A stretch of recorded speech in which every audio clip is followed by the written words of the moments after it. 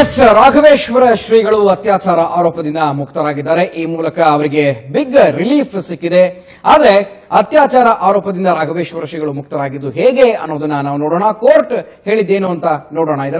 ಇದೆಲ್ಲದರ complete details ಇಲ್ಲಿದೆ ನೋಡಿ. ಅತ್ಯಾಚಾರ ಆರೋಪ ಗಮನಾರ್ಹ ಅಂಶ 1. ಸಂತ್ರಸ್ತ ಮಹಿಳೆ ರಾಮಕಥಾ ಗಾಯಕಿ ಪ್ರೇಮಲತಾ ದಿವಾಕರ್ ಹೇಳಿರುವಂತೆ ರಾಘವೇಶ್ವರ ಶ್ರೀ ಅತ್ಯಾಚಾರ ಎಸಗಿದ್ದಾರೆ ಅನ್ನೋದಾದ್ರೆ ಶ್ರೀಗಳ ವೀರ್ಯಾಣು ಹಾಗೂ ಸಂತ್ರಸ್ತೆಯ ಅಂಡಾಣು ಮಿಶ್ರವಾಗಬೇಕಿತ್ತು. ಆದ್ರೆ ಈ ಪ್ರಕರಣದಲ್ಲಿ ಆ ಬಗ್ಗೆ ಯಾವುದೇ ದಾಖಲೆ ಸಿಕ್ಕಿಲ್ಲ. ಗಮನಾರ್ಹ ಅಂಶ 2. ಬಟ್ಟೆಯಲ್ಲಿ ಪತ್ತೆಯಾಗಿರುವ ವೀರ್ಯಾಣು ಕಲೆಯಿಂದ ಅತ್ಯಾಚಾರದ ಆರೋಪ ಸಾಬೀತಾಗುವುದಿಲ್ಲ. ಇದೊಂದೇ ಕಾರಣಕ್ಕೆ ಶ್ರೀಗಳನ್ನ ಪ್ರಕರಣದಿಂದ ಖುಲಾಸೆಗೊಳಿಸಬಹುದು.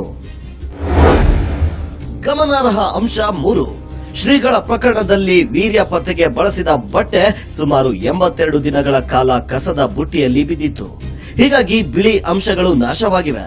ವೀರ್ಯಾಣುಗಳಿಲ್ಲದೆ ಕೇವಲ ಕಲೆಯಿಂದ ವಿಧಿವಿಜ್ಞಾನ ಪ್ರಯೋಗಾಲಯದಿಂದ ಸ್ಪಷ್ಟವಾಗಿ ಹೇಳಲು ಸಾಧ್ಯವಾಗಿಲ್ಲ. ಗಮನಾರ್ಹ ಅಂಶ 4. 2014 ಜೂನ್ 26, 27ರಂದು ಶ್ರೀಗಳು ನೆಲೆಸಿದ್ದ ಮಠದಲ್ಲಿ ರೇಪ್ ಆಗಿದೆ ಎಂದು ದೂರು ನೀಡಲಾಗಿತ್ತು. ಆದರೆ ತನಿಖೆ ವೇಳೆ ಆಕೆಯ ಮೊಬೈಲ್ ನೆಟ್ವರ್ಕ್ ಆಕೆ ಕಲ್ಲಸಂದ್ರದ ಮನೆಯಲ್ಲಿರೋದಾಗಿ ಸಾಬೀತಾಗಿದೆ. ಗಮನಾರ್ಹ ಅಂಶ 5.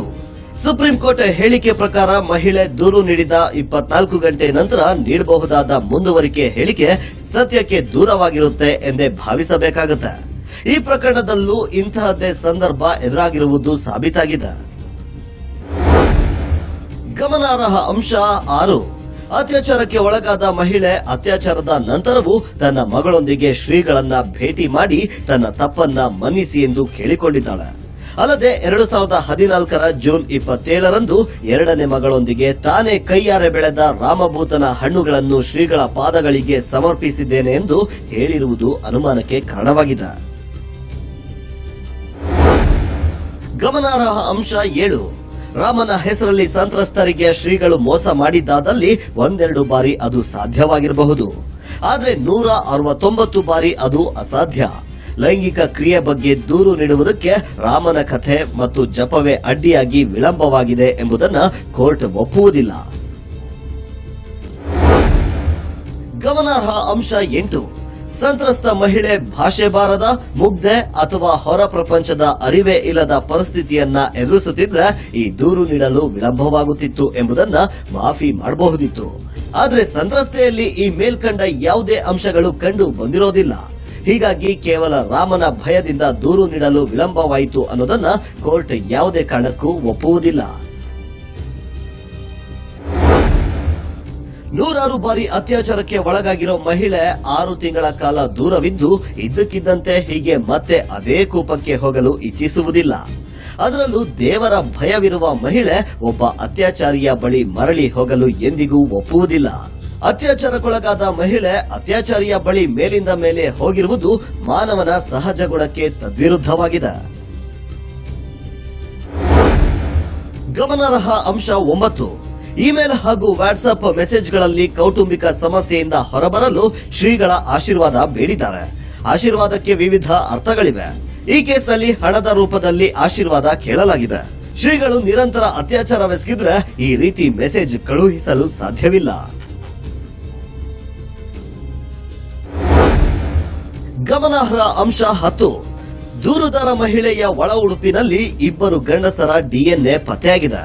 ಹೀಗಿರುವಾಗ ಶ್ರೀಗಳೇ ಅತ್ಯಾಚಾರ ಎಸಗಿದ್ದಾರೆ ಎಂದು ಹೇಗೆ ಹೇಳುತ್ತೀರಿ?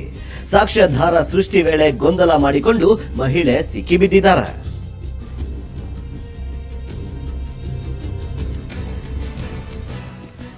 ಎಸ್, ಈ ಅಂಶಗಳನ್ನ ಕೋರ್ಟ್ ಪರಿಗಣಿಸಿದೆ. ನಿನ್ನೆ ಒಂದು ಕರ್ನಾಟಕದ ಮಟ್ಟಿಗೆ ಹೈ ಪ್ರೊಫೈಲ್ ಕೇಸ್ ಆಗಿದ್ದಂತಹ ಪ್ರಕರಣ ಖುಲಾಸೆ ಆಗಿರುವಂತದ್ದು. ಇದ್ರ ಬಗ್ಗೆ ಚರ್ಚೆಯನ್ನು ಮಾಡೋಣ. ನನ್ನ ಜೊತೆ ಇದ್ದಾರೆ MT ನಾಣಯ್ಯ ವಕೀಲರು. ಸರ್, ಕಾರ್ಯಕ್ರಮಕ್ಕೆ ಸ್ವಾಗತ ತಮಗೆ. ಎಸ್, ಹಾಗೇನೆ ಹವ್ಯಕ ಸಮಾಜದ ಮುಖಂಡರಾದಂತಹ ಅಶ್ವಿನ್ ಕುಮಾರ್ ಅವರು ನಮ್ಮ ಜೊತೆ ಇದ್ದಾರೆ. ತಮಗೂ ಕೂಡ ಕಾರ್ಯಕ್ರಮಕ್ಕೆ ಸ್ವಾಗತ. ಹಾಗೇನೆ ಮಠದ ವಕೀಲರಾಗಿರುವಂತಹ ಶಂಕರ್ ಹೆಗಡೆ ಅವರು ನಮ್ಮ ಜೊತೆ ಇದ್ದಾರೆ. ಹಾಗೇನೆ ಶಂಭುಶ್ಯಾಮ್ ಅವರು ಮಠದ ವಕೀಲರು ನಮ್ಮ ಜೊತೆ ಇದ್ದಾರೆ. ಹಾಗೆಯೇ ನಮ್ಮ ಮಂಗಳೂರಿನ ಸ್ಟುಡಿಯೋದಿಂದ ಮಠದ ಭಕ್ತರಾಗಿರುವಂತಹ ಶಂಭು ಶರ್ಮಾ ಅವರು ನಮ್ಮ ಜೊತೆ ಇದ್ದಾರೆ. ಶಂಭು ಶರ್ಮಾ ಅವರು, ನಿಮಗೂ ಕೂಡ ಕಾರ್ಯಕ್ರಮಕ್ಕೆ ಸ್ವಾಗತ. ಧನ್ಯವಾದ.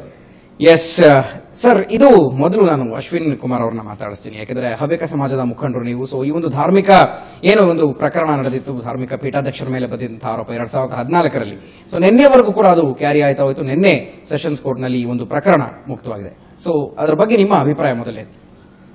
ನೋಡಿ, ಇಲ್ಲಿ ಒಂದು ಸಂಗತಿಯನ್ನ ಗಮನಿಸಬೇಕಾಗಿರುವಂತದ್ದು ಏನಪ್ಪಾ ಅಂತ ಹೇಳಿದ್ರೆ, ಇದು ಅತ್ಯಾಚಾರ ಅಲ್ಲ ಅಂತ ಹೇಳುವಂಥದ್ದು ಕೋರ್ಟ್ ನಿರ್ಣಯ ಕೊಟ್ಟಿದೆ ಅಂತ ಹೇಳುವಂಥದ್ದು ಸಾಬೀತಾಗಿದೆ. ಆಯ್ತು, ಅದಕ್ಕೆ ನಾವು ಸ್ವಾಗತವನ್ನು ಮಾಡೋಣ. ಆದರೆ ಮತ್ತೊಂದು ಸಂಗತಿ, ಇದೇ ಜಡ್ಜ್ಮೆಂಟ್ ಅಲ್ಲಿ ನಾನೇನು ಕಾನೂನು ಪಂಡಿತ ಅಲ್ಲ. ಪೇಜ್ ನಂಬರ್ 84 ಪ್ಯಾರಾ ನಂಬರ್ 82ರಲ್ಲಿ ಬಹಳಷ್ಟು ಕಡೆ ಹೇಳ್ತಾರೆ. ಅಶ್ವಿನ್ ಅವರ ಅದ್ರ ಬಗ್ಗೆ ಮಾತನಾಡೋಣ, ಡೀಪ್ ಆಗಿ ಚರ್ಚೆಯನ್ನು ಮಾಡೋಣ. ಆದ್ರೆ ನಿನ್ನೆ ಒಂದು ಆರೋಪ ಮುಕ್ತವಾಗಿರುವಂತದ್ದು ಒಂದು ಪ್ರಕರಣ, ಅಂದ್ರೆ ಸದ್ಯಕ್ಕೆ ತೀರ್ಪು ಬಂದಿಲ್ಲ, ಆದ್ರೆ ಒಂದು ಆದೇಶ ಒಂದು ಸಿಕ್ಕಿದೆ. ಸೊ ಅದ್ರ ಬಗ್ಗೆ ನಿಮ್ಮ ಅಭಿಪ್ರಾಯ ಚುಟುಕಾಗಿ? ನೋಡಿ, ಇದು ಸಮಾಜದ ಹೊತ್ತಿಂದ ನಾವು ಹೇಳಬೇಕು ಅಂತ ಹೇಳಿದ್ರೆ, ಒಂದು ಸ್ವಾಮಿಗಳವರ ಮೇಲೆ ಅತ್ಯಾಚಾರ ಸಾಬೀತಾಗದೆ ಹೋದ್ರು ಅಕ್ರಮ ಸಂಬಂಧ, ಇಲ್ ಇಂಟಿಮೆಸಿ ಅಂತ ಹೇಳುವಂತದ್ದು ಇಲ್ಲಿ ಅನೇಕ ಕಡೆಯಲ್ಲಿ ಇದೇ ಹೇಳಿರೋದ್ರಿಂದ ಈ ಸ್ವಾಮೀಜಿಯವರು ಎಷ್ಟು ಮಟ್ಟಿಗೆ ಈ ಪೀಠದಲ್ಲಿ ಕುಳಿತುಕೊಳ್ಳಲಿಕ್ಕೆ ಅರ್ಹರು ಅಂತ ಹೇಳುವಂತ ಪ್ರಶ್ನೆಯನ್ನು ನಾವು ಎತ್ತಬೇಕಾಗ್ತದೆ. ಬಹಳ ಮುಖ್ಯವಾಗಿ ನಾವು ಅನೇಕ ಸಂದರ್ಭದಲ್ಲಿ ನಾವು ಹೇಳ್ತಾನೆ ಬಂದಿದ್ದೇವೆ. ಆದರೆ ಇವರು ಹೇಳುವಂತದ್ದು ಕೇವಲ ಷಡ್ಯಂತ್ರ ಷಡ್ಯಂತ್ರ ಷಡ್ಯಂತ್ರ ಅಂತ ಹೇಳಿನೇ ಹೇಳ್ತಾ ಬಂದಿದ್ದಾರೆ. ಈಗ ಮೊನ್ನೆ ಸಹ ಈಗ ಒಂದು ಮಠ ಹೇಳೋದಕ್ಕೆ ಬಹಳ ಒಂದು ಅರ್ಥ ಇರುವಂತ ಒಂದು ಸ್ಥಳ, ಜನರಿಗೆ ಧಾರ್ಮಿಕ ಭಾವನೆಗಳನ್ನ ಇದು ಮಾಡುವಂತದ್ದು. ಈಗ ನಿಮ್ ಟಿವಿಲೇ ಬರ್ತಾ ಇದೆ, ಮಠದ ಸಂಸ್ಕೃತಿ ನೃತ್ಯವನ್ನು ಮಾಡೋದಾ? ಈಗ ನೀವೇ ತೋರಿಸ್ತಾ ಇದ್ದೀರಿ ಮತ್ತೊಂದು ಕಡೆ. ಸಂಸ್ಕಾರವನ್ನು ಹೇಳುವಂತ ಜಾಗದಲ್ಲಿ ನೃತ್ಯವನ್ನು ಮಾಡ್ತಾರೆ. ಇದಕ್ಕೆ ಕೇವಲ ಆರ್ಡರ್ಸ್ ಬಂದಿದ್ದು, it is not a judgement. ಮುಂದೆ ಕೋರ್ಟ್ ಇದೆ, ಮುಂದೆ ಹೋಗ್ತಾರೆ. ಇಂಥ ಒಂದು ಸಂದರ್ಭದಲ್ಲಿ ಇವರು ವಿಜಯೋತ್ಸವವನ್ನು ಆಚರಣೆ ಮಾಡ್ತಾರೆ. ಮಾಡಿದಂತ ಸಂದರ್ಭದಲ್ಲಿ ನಮ್ಮಂತವರ ಮನೆಯ ಮೇಲೆ ಬಂದು ದಾಳಿಯನ್ನ ಮಾಡ್ತಾರೆ, ಪಟಾಕಿಯನ್ನು ಹೊಡಿತಾರೆ, ಗಲಾಟೆಯನ್ನು ಮಾಡ್ತಾರೆ. ಇದು ಮಠದ ಶಿಷ್ಯರು ಅಂತ ಹೇಳುವಂತ ಒಂದು ಸಂಸ್ಕೃತಿನ ಇದು ನಾವು ಪ್ರಶ್ನೆ ಮಾಡಬೇಕಾಗ್ತದೆ. ನಾಡೇನವ್ರೆ, ನಿನ್ನೆ ಈ ಒಂದು ಆದೇಶ ಸಿಕ್ಕಿದೆ ಕೋರ್ಟ್ ನಿಂದ. ಸೊ ಅದ್ರ ಬಗ್ಗೆ ನಿಮ್ಮ ಒಂದು ಪ್ರತಿಕ್ರಿಯೆ? ನಾನು ಅದನ್ನ ಜಡ್ಜ್ಮೆಂಟ್ ನೋಡಿದ್ದೇನೆ. ಸುಮಾರು 117 ಪುಟಗಳ ಒಂದು ಆರ್ಡರ್ ಮಾಡಿದ್ದಾರೆ. ಇಲ್ಲಿ ಏನ್ ನಾನು ಕಾಣೋ ಮಟ್ಟಿಗೆ ಏನಂತ ಹೇಳಿದ್ರೆ, ಕಾನೂನಲ್ಲಿ ಅದನ್ನ ಇತ್ಯರ್ಥ ಆಗಿದೆ. ಏನು ಅಂತ ಹೇಳಿದ್ರೆ, ಚಾರ್ಜ್ ಶೀಟ್ ಅನ್ನು ಫೈಲ್ ಮಾಡ್ತಾರಲ್ಲ, ಅಂತಿಮ ವರದಿ ಅಂತಾರೆ. ಅಂತಿಮ ವರದಿಯಲ್ಲಿ ಈ ಡಿಫೆನ್ಸ್ ವರ್ಷನ್ ಅಂದ್ರೆ ಅಪರಾಧಿಗಳಿಂದ ಏನಾದರೂ ವರ್ಷನ್ಗಳಿದ್ದರೆ ಅದನ್ನ ಅದರಲ್ಲಿ ಡಿಸ್ಕಸ್ ಮಾಡುವಂತ ಕೂಡುದು. ಏನಂದ್ರೆ ಚಾರ್ಜ್ ಶೀಟ್ ಅನ್ನು ಮಾತ್ರ ಗಣನೆಗೆ ತೆಗೆದುಕೊಂಡು ಅದರಲ್ಲಿ ಪೊಲೀಸ್ನವರು ಏನು ಫೈಲ್ ಮಾಡಿದ್ದಾರೆ ಅದನ್ನು ಮಾತ್ರ ಗಣನೆಗೆ ತೆಗೆದುಕೊಂಡು ಅದರಲ್ಲಿ ಸಾಕಷ್ಟು ಮೆಟೀರಿಯಲ್ ಅಂದ್ರೆ ಬೋತ್ ಮೌಖಿಕ ಸ್ಟೇಟ್ಮೆಂಟ್ಗಳು ಮತ್ತು ಆಧಾರದ ಮೇಲೆ ಇರುವುದರಲ್ಲಿ ಮಾತ್ರ ಅದನ್ನು ಗಣನೆಗೆ ತಗೊಳ್ಬೇಕು. ಆದರೆ ಅದು ಮಾಡುವಂತ ಕಾಲದಲ್ಲಿ ಡಿಸ್ಚಾರ್ಜ್ ಅಪ್ಲಿಕೇಶನ್ ಫೈಲ್ ಮಾಡೋ ಕಾಲದಲ್ಲಿ ಅದರ ಬಗ್ಗೆ ಕುಲಂಕುಷವಾಗಿ ಡೀಟೇಲ್ ಆಗಿ ಬರೆಯಕೂಡದು ಅಂತಿದೆ. ಇಲ್ಲಿ ಸಾಕ್ಷಿಗಳು ಈ ರೀತಿ ಸ್ಟೇಟ್ಮೆಂಟ್ ಕೊಟ್ಟಿದ್ದಾರೆ, ಅವರ ಸ್ವಯಂ ಹೇಳಿಕೆ ಈ ರೀತಿ ಇದೆ, ಅವುಗಳನ್ನೆಲ್ಲ ಒಂದೊಂದು ಡಿಸ್ಕಷನ್ ಆಗಿದೆ. ಅದು ಮಾಡಕೂಡದು. ಅದು ಯಾವ ಮಾಡೋ ಸಾಧ್ಯತೆ ಇದೆ ಅಂದ್ರೆ ಸಂಪೂರ್ಣ ಟ್ರಯಲ್ ಅಂತಾರೆ, ಪೂರ್ತಿ ಟ್ರಯಲ್ ಆದ ಮೇಲೆ ಅಂದ್ರೆ ವಿಚಾರಣೆ ಆದ ಮೇಲೆ ಮತ್ತೆ ಮಾಡಬೇಕು ಹೊರತು ಇದರಲ್ಲಿ ನಾನು ನೋಡಿದ್ದೇನೆ ಈ ಕೌಂಟರ್ ಬ್ಲಾಸ್ಟ್ ದುಡ್ಡಿಗೆ ಕ್ಲೇಮ್ ಮಾಡಿದ್ದಾರೆ ಇಂಥ ವಿಚಾರಗಳು ಚಾರ್ಜ್ ಶೀಟ್ ನಲ್ಲಿ ಇಲ್ಲ. ಅದು ಎರಡನೇದು, ಅವರ ಮೇಲೆ ಕೆಲವು ಆರಂಭದಲ್ಲಿ ಒಂದು ಕೇಸನ್ನು ಫೈಲ್ ಮಾಡಿದ್ದಾರೆ, ಇವರು ಸಂಚು ಮಾಡಿದ್ದಾರೆ ಅಂತೇಳಿ ಒಂದು ಅವರನ್ನ ಹೊನ್ನಾವರದಲ್ಲಿ ಕೇಸಲ್ಲಿ ರಿಜಿಸ್ಟರ್ ಮಾಡಿದ್ರು. ಅಲ್ಲಿ ಕೆಲವು ದಿವಸ ಅವರು ಆರೋಪಿ ಅಂತೇಳಿ ಅವರ ಮೇಲೆ ಕೇಸ್ಗಳು ನಡೀತಾ ಇತ್ತು. ಹಾಗಾದ್ರೆ ಎಲ್ಲಿ ತಪ್ಪಾಗಿದೆ? ವಿಚಾರಣೆ ವೇಳೆ ತಪ್ಪಾಗಿದೆಯಾ ಅಥವಾ ಸಿಐಡಿ ಅವರು ನಡೆಸಿರುವಂತಹ ತನಿಖೆಯಲ್ಲಿ ಸಿಐಡಿ ತನಿಖೆ? ಈಗ ನಾನು ಇಷ್ಟು ಹೇಳ್ತಿದ್ದೇನೆ, ಸಿಐಡಿ ಅನ್ನೋರು ಅಂತಿಮ ವರದಿಯನ್ನು ಸಲ್ಲಿಸಿದ್ದಾರೆ, ಚಾರ್ಜ್ ಶೀಟ್ ಫೈಲ್ ಮಾಡಿದ್ದಾರೆ. ನ್ಯಾಯಾಲಯ ಇದನ್ನ ಗಮನಕ್ಕೆ ಯಾವ್ದನ್ನು ತಗೊಳ್ಬೇಕು ಅಂತ ಹೇಳಿದ್ರೆ ಚಾರ್ಜ್ ಶೀಟ್ ಇರುವ ಅಂಶಗಳನ್ನು ಮಾತ್ರ ತಗೊಳ್ಳೋದು ಬಿಟ್ಟು ಹೊರಗಡೆ ಇರುವ ಯಾವ ಅಂಶಗಳನ್ನು ತೆಗೆದು ಕೂಡುದು. ಅಂದ್ರೆ ಡಿಫೆನ್ಸ್ ವರ್ಷನ್ ಇದೆಯಲ್ಲ ಅದೆಲ್ಲ ವಿಚಾರಣೆ ಕಾಲಕ್ಕೆ ಪರಿಣಾಮ ಅದನ್ನು ತಗೊಳ್ಬೇಕು ಹೊರತು ಅದರ ಒಳಗಡೆ ತೆಗೆದುಕೊಳ್ಳ ಕೂಡುದು ಅಂತ. ಅದ್ರಲ್ಲಿ ಏನು ಹೇಳ್ತಾರೆ ಅಂದ್ರೆ, shall not insert a word into the charge sheet or subtract a word from the charge sheet. ಅದೊಂದು ಮೊದಲು ಇತ್ತು. 2005ರಲ್ಲಿ ಜಡ್ಜ್ಮೆಂಟ್ ಬಂತು ಸುಪ್ರೀಂ ಕೋರ್ಟ್ 3 ಜನದ ಜಡ್ಜ್ಮೆಂಟ್. ಅದರಲ್ಲಿ ಏನ್ ಹೇಳ್ತದೆ ಅಂತ ಹೇಳಿದ್ರೆ, ಚಾರ್ಜ್ ಶೀಟ್ ಅಂತಿಮ ವರದಿಯಲ್ಲಿ ಏನಂತ ಬಂದಿದೆ ಅದನ್ನ ಮಾತ್ರ ಗಣನೆಗೆ ತೆಗೆದುಕೊಳ್ಳಬೇಕು ಹೊರತು ಹೊರಗಡೆ ಇರುವ ವಿಚಾರಗಳನ್ನ ಡಿಫೆನ್ಸ್ ವರ್ಷಗಳು ತೆಗೆದುಕೊಳ್ಳಕೂಡದು ಅಂತ ಬಂತು. ಎಸ್ ವೀಕ್ಷಕರ, ಇನ್ನು ರಾಘವೇಶ್ವರ ಶ್ರೀಗಳ ಒಂದು ಪ್ರಕರಣ ಏನಿತ್ತು ನಿನ್ನೆ ಅದು ಆರೋಪ ಮುಕ್ತ ಆಗಿದೆ. ಆದ್ರೆ ಇನ್ನೂ ಕೂಡ ಸಾಕಷ್ಟು ವಿಷಯಗಳು ಕೂಡ ಬಾಕಿ ಇದೆ. ಯಾಕಂತಂದ್ರೆ ಇದು ಚಾರ್ಜ್ ಶೀಟ್ ಅನ್ನ ಸಲ್ಲಿಸಿದಂತಹ ಆ ಒಂದು ವರದಿಯಲ್ಲಿ ಏನಿದೆ ಆ ಅಂಶಗಳನ್ನು ಕೂಡ ತೆಗೆದುಕೊಳ್ಬೇಕು. ತೆಗೆದುಕೊಳ್ಳಬೇಕು ಅನ್ನೋ ಒಂದು ಮಾತನ್ನ ಕೂಡ ವಕೀಲರು ಹೇಳ್ತಾ ಇದ್ದಾರೆ. ಮತ್ತೆ ನಾನು ಚರ್ಚೆಯನ್ನು ಮುಂದುವರಿಸ್ತೀನಿ ಚಿಕ್ಕದೊಂದು ವಿರಾಮದ ನಂತರ.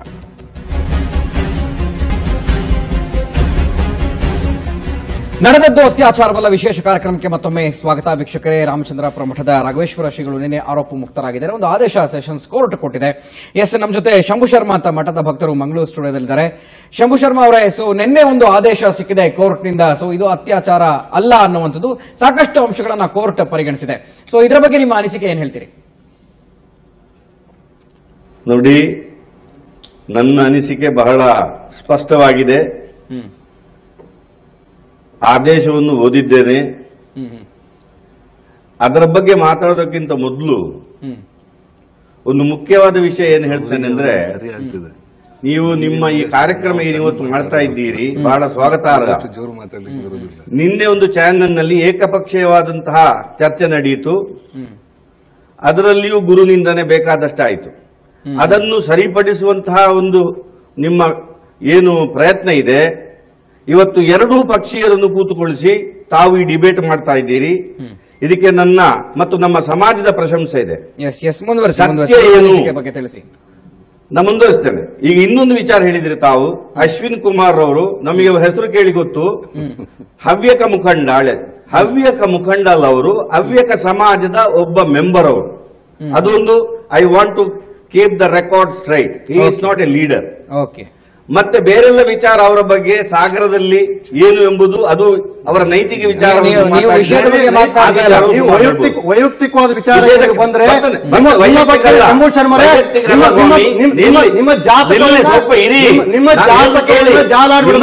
ನಾನು ತರ್ತೇನೆ. ದಯವಿಟ್ಟು ನಾನು ಜಾಲಾಡ್ತೇನೆ. ನನಗೂ ಗೊತ್ತಿದೆ ಸ್ವಾಮಿ, ಗೊತ್ತಿದೆ, ಮಾತಾಡ್ತಾ ಇದ್ದೀನಿ. ವಿಷಯಕ್ಕೆ ಬರ್ತೇನೆ. ಜಾತಕವನ್ನು ಜಾಲಾಡಬೇಕಾಗಿ ನಾನು ನಿಮ್ಮ ಹತ್ರ ಮಾತಾಡಿಲ್ಲ. ನಾನು ಜಾಲಾಡ್ತೇನೆ ನಿಮ್ದು ಅದೆಲ್ಲ ಬಿಡಿ. ವಿಷಯಕ್ಕೆ ಬರ್ತಾ ಇದ್ದೇನೆ. ಒಂದು ನೀವು ನಿಮ್ಮ ಮಾತಾಡಿ. ರಾಮಚಂದ್ರಾಪುರ ಮಠದ ಏನೇ ಇರಲಿ, ನೀವೇನು ಸ್ವಾಮಿ, ನೀವು ಪ್ರಧಾನ ಕಾರ್ಯದರ್ಶಿ. ಮೊನ್ನೆ ಹವ್ಯಕ ಸಮಾಜ ಇಲೆಕ್ಷನ್ ನಲ್ಲಿ ನೀವು ಯಾರೂ ಗೆದ್ದವರಲ್ಲ. ದಯವಿಟ್ಟು ಹವ್ಯಕ ಸಮಾಜದ ಶಂಭು ಶರ್ಮಾ ಅವರೇ ಈ ವಿಷಯಕ್ಕೆ ಶಂಭು ಶರ್ಮಾ ಅವರ ನನ್ನ ಧ್ವನಿ ಕೇಳಿಸ್ತಾ ಇದೆಯಲ್ಲ, ಹೇಳಿ. ನಿಮ್ಮ ಅನಿಸಿಕೆ ಮಾತ್ರ ತಿಳಿಸಿ. ವೈಯಕ್ತಿಕ ವಿಚಾರ ಇಲ್ಲಿ ಬೇಡ. ಇದು ವೇದಿಕೆ ಅಲ್ಲ ವೈಯಕ್ತಿಕ ವಿಚಾರ ಮಾತಾಡೋದಕ್ಕೆ. ನಿಮ್ಮ ಅನಿಸಿಕೆ ತಿಳಿಸಿ. ಆಯ್ತು. ವೈಯಕ್ತಿಕ ವಿಚಾರ ಅಲ್ಲ, ನಾನು ಹೇಳ್ತಾ ಇದ್ದೇನೆ. ಅದರ ವಿಷಯಕ್ಕೆ ಬರ್ತೇನೆ. ಈಗ ಏನ್ ಜಡ್ಜ್ಮೆಂಟ್ ಅಲ್ಲಿದೆ? ಜಡ್ಜ್ಮೆಂಟ್ ಇವರು ಒಂದು ಪ್ಯಾರಾಗ್ರಾಫ್ ಓದಿದ್ರು. ಒಂದು ಕೋರ್ಟ್ ನಲ್ಲಿ ಒಂದು ನ್ಯಾಯ ಮಾಡುವಂತಹ ಸಂದರ್ಭದಲ್ಲಿ ಅಥವಾ ತೀರ್ಮಾನ ಮಾಡುವಂತಹ ಸಂದರ್ಭದಲ್ಲಿ ಒಂದು ಪಾಯಿಂಟ್ಸ್ ಅಂತ ಮಾಡ್ತಾರೆ. ಇಶ್ಯೂಸ್, ಸಿವಿಲ್ ಕೇಸ್ ನಲ್ಲಿ ಇಶ್ಯೂಸ್ ಅಂತ ಹೇಳ್ತಾರೆ, ಕ್ರಿಮಿನಲ್ ಕೇಸ್ ನಲ್ಲಿ ಪಾಯಿಂಟ್ಸ್ ಅಂತ ಹೇಳ್ತಾರೆ, ಪಾಯಿಂಟ್ಸ್ ಫಾರ್ ಕನ್ಸಿಡರೇಷನ್ ಅಂತ ಹೇಳಿ. ಅಲ್ಲಿ ಏನು ಪಾಯಿಂಟ್ ಮಾಡಿದ್ದಾರೆ ನ್ಯಾಯಾಲಯದವರು, ನ್ಯಾಯಾಧೀಶರು, ಇದು ಒಂದು ಅತ್ಯಾಚಾರದ ಕೇಸ್ ಹೌದೋ ಅಲ್ವೋ ಅಂತ ಹೇಳಿ. ಅದು ಒಂದೇ ಪಾಯಿಂಟ್ ಇದ್ದದ್ದಲ್ಲಿ, ಎರಡು ಪಾಯಿಂಟ್ ಇದ್ದದ್ದಲ್ಲ. ಇದು ಅತ್ಯಾಚಾರವೋ ಅಲ್ಲ, ಒಂದು ಕನ್ಸೆನ್ಸುವಲ್ ಸೆಕ್ಸೋ ಎಂಬಂತಹ ಎರಡನೇ ಪಾಯಿಂಟ್ ಅಲ್ಲಿ ಇಲ್ಲ. ಆದ ಕಾರಣ ತೀರ್ಪು ಕನ್ಸೆನ್ಸುವಲ್ ಸೆಕ್ಸ್ ಆಗಿ ಕೊಟ್ಟಿದ್ದಾರೆ. ಇದು ಒಂದು ಹೊಂದಾಣಿಕೆಯಿಂದ ಮಾಡಿದಂತಹ ಒಂದು ಲೈಂಗಿಕ ಕೊಟ್ಟಿದ್ದಾರೆ ಅಂತ ಹೇಳಿ ಏನು ಪ್ರಚಾರ ಮಾಡ್ತಾರೆ, ಆ ಪ್ರಚಾರ ಸಂಪೂರ್ಣ ಸುಳ್ಳು. ಅದು ಯಾವುದೇ ರೀತಿಯ ಈ ಜಡ್ಜ್ಮೆಂಟಿನ ಭಾಗವಾಗಿಲ್ಲ, ವ್ಯಕ್ತಿಗತವಾಗಿಲ್ಲ. ಅದು ಒಂದು ಜನರಲ್ ಆಗಿ ಇನ್ಯಾವುದೋ ಒಂದು ಕೇಸ್ನಲ್ಲಿ ಎಲ್ಲಿ ಲೈಂಗಿಕ ಕ್ರಿಯೆ ಪ್ರೂವ್ ಆಗಿದೋ ಆ ಲೈಂಗಿಕ ಕ್ರಿಯೆ ಪ್ರೂವ್ ಆದಂತಹ ಪಕ್ಷದಲ್ಲಿ ಇಷ್ಟಾರು ಹಲವಾರು ಬಾರಿ ಅತ್ಯಾಚಾರ ಆಗಿದೆ ಅಂತ ಹೇಳಿ ಹೇಳಿದ್ರು, ಅಲ್ಲಿ ಲೈಂಗಿಕ ಕ್ರಿಯೆ ಪ್ರೂವ್ ಆಗಿದೆ ಅಂತ ಹೇಳಿದ್ರೆ ಅಂತಹ ಕೇಸಿನಲ್ಲಿ ಇದನ್ನು ಒಂದು ಕನ್ಸೆನ್ಸುವಲ್ ಸೆಕ್ಸ್ ಅಂತ ಹೇಳಿ ಇದನ್ನು ಪರಿಗಣಿಸಬಹುದು ಹೊರತು ಇಂಥ ಅತ್ಯಾಚಾರವೇ ಇರುವಂತಹದ್ದು ಈ ಕೇಸ್ನಲ್ಲಿ 109 ಸಲ ಲೈಂಗಿಕ ಕ್ರಿಯೆ ಆಗ್ಲಿಕ್ಕೂ ಸಾಧ್ಯವೇ ಇಲ್ಲ ಎಂಬ ವಿಚಾರವನ್ನ ಜಡ್ಜ್ಮೆಂಟ್ ಅಲ್ಲಿ ಸರಿಯಾಗಿ ಉಲ್ಲೇಖಿಸಿದ್ದಾರೆ ನ್ಯಾಯಾಧೀಶರು. ಜಡ್ಜ್ಮೆಂಟ್ ಪ್ಯಾರಾ ನಂಬರ್ 61 ತಾವು ದಯವಿಟ್ಟು ಓದಿ ನೋಡಿ. The above material helps to hold the accused had not indulged in sex with the prosecutrix on any date of 169 times over the period of 4 years. Please refer to judgment paragraph number 1 at the end. ಆಮೇಲೆ hypothetical ಆಗಿ judgement ಅಲ್ಲಿ ಮಾತಾಡುವಾಗ ಇಂಥ case ಎಲ್ಲಿಯಾದ ಇದ್ದಲ್ಲಿ ಅಂತ ಕೇಸ್ನಲ್ಲಿ ಲೈಂಗಿಕ ಕ್ರಿಯೆ ಪ್ರೂವ್ ಆಗಿದ್ರೆ ಮಾತ್ರ ಅದನ್ನು ಕನ್ಸೆನ್ಸುವಲ್ ಅಂತ ಹೇಳಿ ಪರಿಗಣಿಸಬಹುದು ಅಂತ ಹೇಳ್ತಾರೆ ಹೊರತು ಇದರಲ್ಲಿ ಈ ವಿಚಾರದಲ್ಲಿ ಗುರುಗಳ ಬಗ್ಗೆ ಯಾವುದೇ ರೀತಿಯ ವಿಚಾರ ಇಲ್ಲ. ಇನ್ನೊಂದು ನಾಣಯ್ಯನವರದ್ದಾಗ್ಲಿ ಅಥವಾ ವಿಮಲಾ ರವರದ್ದಾಗ್ಲಿ ಏನಿತ್ತು ಅವರದ್ದು ಕೋರ್ಟ್ ನಲ್ಲಿ ವಾದ ನಾಣಯ್ಯನವರದ್ದು ಇದು ಅತ್ಯಾಚಾರ ಅಂತ ಹೇಳಿ. ಈಗ ಹೇಗೆ ಅವರದನ್ನು ಡೈಲ್ಯೂಟ್ ಮಾಡಿ ಕನ್ಸೆನ್ಸುವಲ್ ಸೆಕ್ಸ್ ಅಂತ ಹೇಳಿ ಈಗ ಮಾಧ್ಯಮದ ಮುಖಾಂತರ ಹೇಳ್ತಾರೆ. ಅವರ ಗ್ರೌಂಡ್ ಏನು, ಅವರ ಇದೇನು ವಾದ, ಇದು ಅತ್ಯಾಚಾರ ಹೇಳಿ. ಈಗ ಅತ್ಯಾಚಾರ ಅಲ್ಲ, ಅಲ್ಲಿ ಲೈಂಗಿಕ ಕ್ರಿಯೆ ನಡೆದೇ ಇಲ್ಲ ಅಂತ ಹೇಳಿ ಶರ್ಮಾ ಅವರ ಈಗ ನಾಣಯ್ಯನವರು ಇದಕ್ಕೆ ನಿಮಗೆ ಉತ್ತರವನ್ನು ಹೇಳ್ತಾರೆ. ಶರ್ಮಾ ಅವರ ನಾಣಯ್ಯನವರೇ ನಿಮಗೆ ಉತ್ತರವನ್ನು ಕೊಡ್ತಾರೆ ಇದಕ್ಕೆ. ನೋಡಿ ಶರ್ಮಾ ಅವರೇ, ನಾನು ಮಾಧ್ಯಮದ ಮೂಲಕ ವಾದ ಮಾಡುವ ಲಾಯರ್ ಅಲ್ಲ, ವಕೀಲರಲ್ಲ. ವಾದ ಏನಾದಿದ್ದರೆ ನ್ಯಾಯಾಲಯದಲ್ಲಿ ಮಾಡ್ತೀನಿ ಹೊರತು ನ್ಯಾಯಾಲಯದ ಹೊರಗಡೆ ವಾದ ಮಾಡ್ಲಿಕ್ಕೆ ಹೋಗ್ಲಿಕ್ಕಿಲ್ಲ, ಹೋಗೋದಿಲ್ಲ. ಒಂದು. ಎರಡನೇದು, ನಾನು ಆವಾಗ ಪ್ರೇಮಲತಾ ಅವರಿಗೆ ವಕೀಲರಾಗಿದ್ದೆ. ಆದರೆ ಇನ್ನೂ ಅವರು ಮತ್ತೆ ಪುನಃ ಕಟ್ಲೆಯನ್ನು ನಡೆಸಬೇಕು ಅಂದ್ರೆ ನಡೆಸ್ತಾರೆ, ಅದು ಬೇರೆ ವಿಚಾರ. ಇಲ್ಲಿ ಮಾಧ್ಯಮದ ಮೂಲಕ ಬಂದಾಗ ನಾನು ಮಧ್ಯದಲ್ಲಿ ನೋಡಿ ನೀವು ಕೇಳಿ, ನೀವು ಮಾತಾಡುವಾಗ ನಾನು ಮಾತಾಡಲಿಲ್ಲ. ಮಧ್ಯದಲ್ಲಿ ನೀವು ಪ್ರವೇಶ ಮಾಡಿದ್ರೆ ಏನಾಗ್ತದೆ ಅಂದ್ರೆ ಅಡ್ಡಾದಿಡ್ಡಿ ಆಗ್ತದೆ. ಎರಡನೇದು ಹೇಳ್ತೀನಿ, ನಾನು ಈಗ ಹೇಳ್ತಿರೋದು ಏನು ಅಂತ ಹೇಳಿದ್ರೆ, ಕಾನೂನು ಪ್ರಕಾರ ಅಂತಿಮ ವರದಿಯಿಂದ ಚಾರ್ಜ್ ಶೀಟ್ ಫೈಲ್ ಮಾಡೋ ಕಾಲದಲ್ಲಿ ಏನೆಲ್ಲ ಫೈಲ್ ಮಾಡಿದ್ರೆ ಅದರ ಬಗ್ಗೆ ಮಾತ್ರ ಬಿಟ್ಟು ಹೊರಗಡೆ ವಿಚಾರವನ್ನು ಹಾಕೂಡುದು ಅಂತ ಕಾನೂನು ಇದೆ. ಅದಕ್ಕೆ ನೀವು ಒಪ್ತಿರೋ ಇಲ್ಲೋ ನನಗೆ ಗೊತ್ತಿಲ್ಲ. ಇನ್ನ 2005ರಲ್ಲಿ ಹೊರಗಡೆ ವಿಷಯ ಅಲ್ಲ, ಇದು ನ್ಯಾಯಾಲಯ ಏನು ಪರಿಗಣಿಸಿದೆ ಅದು ಹೊರಗಡೆ ವಿಷಯ ಅಲ್ಲ ಸ್ವಾಮಿ. ಇಲ್ಲಿ ಅದನ್ನ ಹೇಳ್ತೇನೆ, ನಾನು ಹೇಳೋದು ಅವಕಾಶ ಕೊಡಿ. ಈಗ ಅವರ ಮೇಲೆ ಶರ್ಮಾ ಅವರೇ, ಅವರ ಮೇಲೆ ಕೆಲವು ಕೇಸ್ಗಳನ್ನ ಹೊನ್ನಾವರದಲ್ಲಿ ದಯವಿಟ್ಟು ನಾಣಯ್ಯನವರು ಕಂಪ್ಲೀಟ್ ಮಾಡ್ಬಿಡಿ. ಅವ್ರು ಏನ್ ಹೇಳ್ತಾರೆ ಅದನ್ನ ಕಂಪ್ಲೀಟ್ ಮಾಡಿ, ಆಮೇಲೆ ಮಾತಾಡೋರಂತೆ. ಹೊನ್ನಾವರದಲ್ಲಿ ಅವರಿಬ್ಬ ಗಂಡ ಹೆಂಡತಿ ಇಬ್ಬರನ್ನು ದಸ್ತಗಿರಿ ಮಾಡಿ ಜೈಲಲ್ಲಿ ಹಾಕಿದ್ದರು. ಅದರಿಂದ ಅದು ಹುಟ್ಟಿತು, ಅಲ್ಲಿಂದ ಅದು ಬೆಳವಣಿಗೆ ಹೊರಗಡೆ ಬಂತು. ಅವರು ಅದನ್ನ ಲಾಯರ್ಗಳನ್ನ ಜಡ್ಜ್ ಆರ್ಡರ್ ಅಲ್ಲಿ ಬರೀತಾರೆ. ಅವರು ಲಾಯರ್ ಕನ್ಸಲ್ಟ್ ಮಾಡಿ ಕಂಪ್ಲೇಂಟ್ ಕೊಟ್ಟಿದ್ದಾರೆ. ಇದನ್ನೆಲ್ಲ ಲಾಯರ್ ಅನ್ನ ಕನ್ಸಲ್ಟ್ ಮಾಡೋದು ಅಪರಾಧ ಏನೋ ನನಗೆ ಗೊತ್ತಿಲ್ಲಪ್ಪ. ಈ ಆರ್ಡರ್ ಆ ರೀತಿ ಬರೆದಿದ್ದಾರೆ. ಲಾಯರ್ನ ಕನ್ಸಲ್ಟ್ ಮಾಡಿ ಒಂದು ಕಂಪ್ಲೇಂಟ್ ಕೊಡಬಹುದಾ ಕೊಡಬಾರ್ದು ಅಂತ ಹೇಳಿ ವಿಚಾರ. ಎರಡನೇದು, ಆ ಕೇಸ್ನಲ್ಲಿ ಏನಾಗಿದೆ, ಇವತ್ತಿನವರೆಗೆ ಚಾರ್ಜ್ ಶೀಟ್ ಫೈಲ್ ಮಾಡಿಲ್ಲ, ಅಂತಿಮ ವರದಿಯನ್ನು ಮಾಡಿಲ್ಲ. ಆ ಕಾರಣದಿಂದಾಗಿ ನಾನೇ ಮತ್ತೆ ಹಣಕ್ಕಾಗಿ ಇವರು ಈ ರೀತಿ ಮಾಡ್ತಿದ್ದಾರೆ ಅಂತ ಹೇಳೋದನ್ನ ಚಾರ್ಜ್ ಶೀಟ್ ನಲ್ಲಿ ಇದೆಯಾ? ಎರಡನೇದು, ಇದೆಲ್ಲ ಸೇರಿಕೊಂಡು ಈಗ ಏನು ಅಂತ ಬರೀದೆ ಅಂತ ಹೇಳಿದ್ರೆ, ನೀವು ಪ್ಯಾರಾ 82ರಲ್ಲಿ ನಿಮ್ಗೆ ಕೆಲವು ಕಾಲಾವಕಾಶ ಕೊಡ್ತಾರೆ, ದಯವಿಟ್ಟು ಓದಿ ನೋಡಿ ಎಷ್ಟು ನೀಟಾಗಿ ಬರೀದ್ದಾರೆ ಅಂತ ಹೇಳಿದ್ರೆ. ನಿಮ್ಗೆ ಓದಿ ಹೇಳು ಅಂದ್ರೆ ಹೇಳ್ಕೊಡ್ತೀನಿ ಬೇಕಾದ್ರೆ. ಅದರಲ್ಲಿ ಕ್ಲೀನ್ ಆಗಿ ಬರೀದ್ದಾರೆ ಮಾಡಿ. ಅದ್ರ ಬಗ್ಗೆ ಮಾತಾಡೋಣ, ಅದ್ರ ಬಗ್ಗೆ ಚರ್ಚೆ ಮಾಡೋಣ. ಆ ಕಾರಣದಿಂದಾಗಿ ಇದು ಆರ್ಡರ್ ಕೊಡುವಾಗ, ಡಿಸ್ಚಾರ್ಜ್ ಆರ್ಡರ್ ಕೊಡುವಾಗ ಅದರಲ್ಲಿ ಏನ್ ಮಾಡಬೇಕು ಅಂತ ಹೇಳಿದ್ರೆ, ಚಾರ್ಜ್ ಶೀಟ್ ನಲ್ಲಿರುವ ಅಂಶಗಳನ್ನು ಮಾತ್ರ ಬಿಟ್ಟು ಬೇರೆ ಹೊರಗಡೆ ಇರುವ ವಿಚಾರ ಯಾವುದನ್ನು ಡಿಸ್ಕಸ್ ಮಾಡಕೂಡದು ಅಂತ ಕಾನೂನು ಇದೆ. ಜಡ್ಜ್ಮೆಂಟ್ಗಳನ್ನ ಬೇಕಾದ್ರೆ ರೆಫರ್ ಮಾಡಬಹುದು, ಆದರೆ ಇದು ಹೊರಗಡೆ ವಿಚಾರಗಳು ಸಾಕಷ್ಟು ಬಂದಿವೆ ಅಂತ ಹೇಳೋದು ಕಾರಣದಿಂದಾಗಿ ಇದನ್ನು ವೀಕ್ಷಕರ, ಇನ್ನು ಈ ಒಂದು ಚರ್ಚೆನ ನಾವು ಮುಂದುವರಿಸ್ತೀವಿ ಒಂದು ಚಿಕ್ಕ ಬ್ರೇಕ್ ನ ನಂತರ. ಆದರೂ 169 ಬಾರಿ ಅತ್ಯಾಚಾರ ನಡೆದಿದೆ ಅಂತ ಆರೋಪವನ್ನು ಮಾಡಿದ್ದಾರೆ. ಆದರೆ 169 ಬಾರಿ ಅತ್ಯಾಚಾರ ನಡೆದಕ್ಕೆ ಸಾಧ್ಯವ, ಅದಕ್ಕೆ ಯಾವ ಒಂದು ಒಕ್ಕಣೆಯನ್ನ ಕೊಡ್ತಾರೆ ಅನ್ನುವಂಥದ್ದು, ಅದರ ಬಗ್ಗೆ ಚರ್ಚೆಯನ್ನು ಮಾಡೋಣ. ಹಿರಿಯ ವಕೀಲರು ಕೂಡ ನಮ್ಮ ಜೊತೆ ಇದ್ದಾರೆ. ಒಂದು ಚಿಕ್ಕ ವಿರಾಮದ ನಂತರ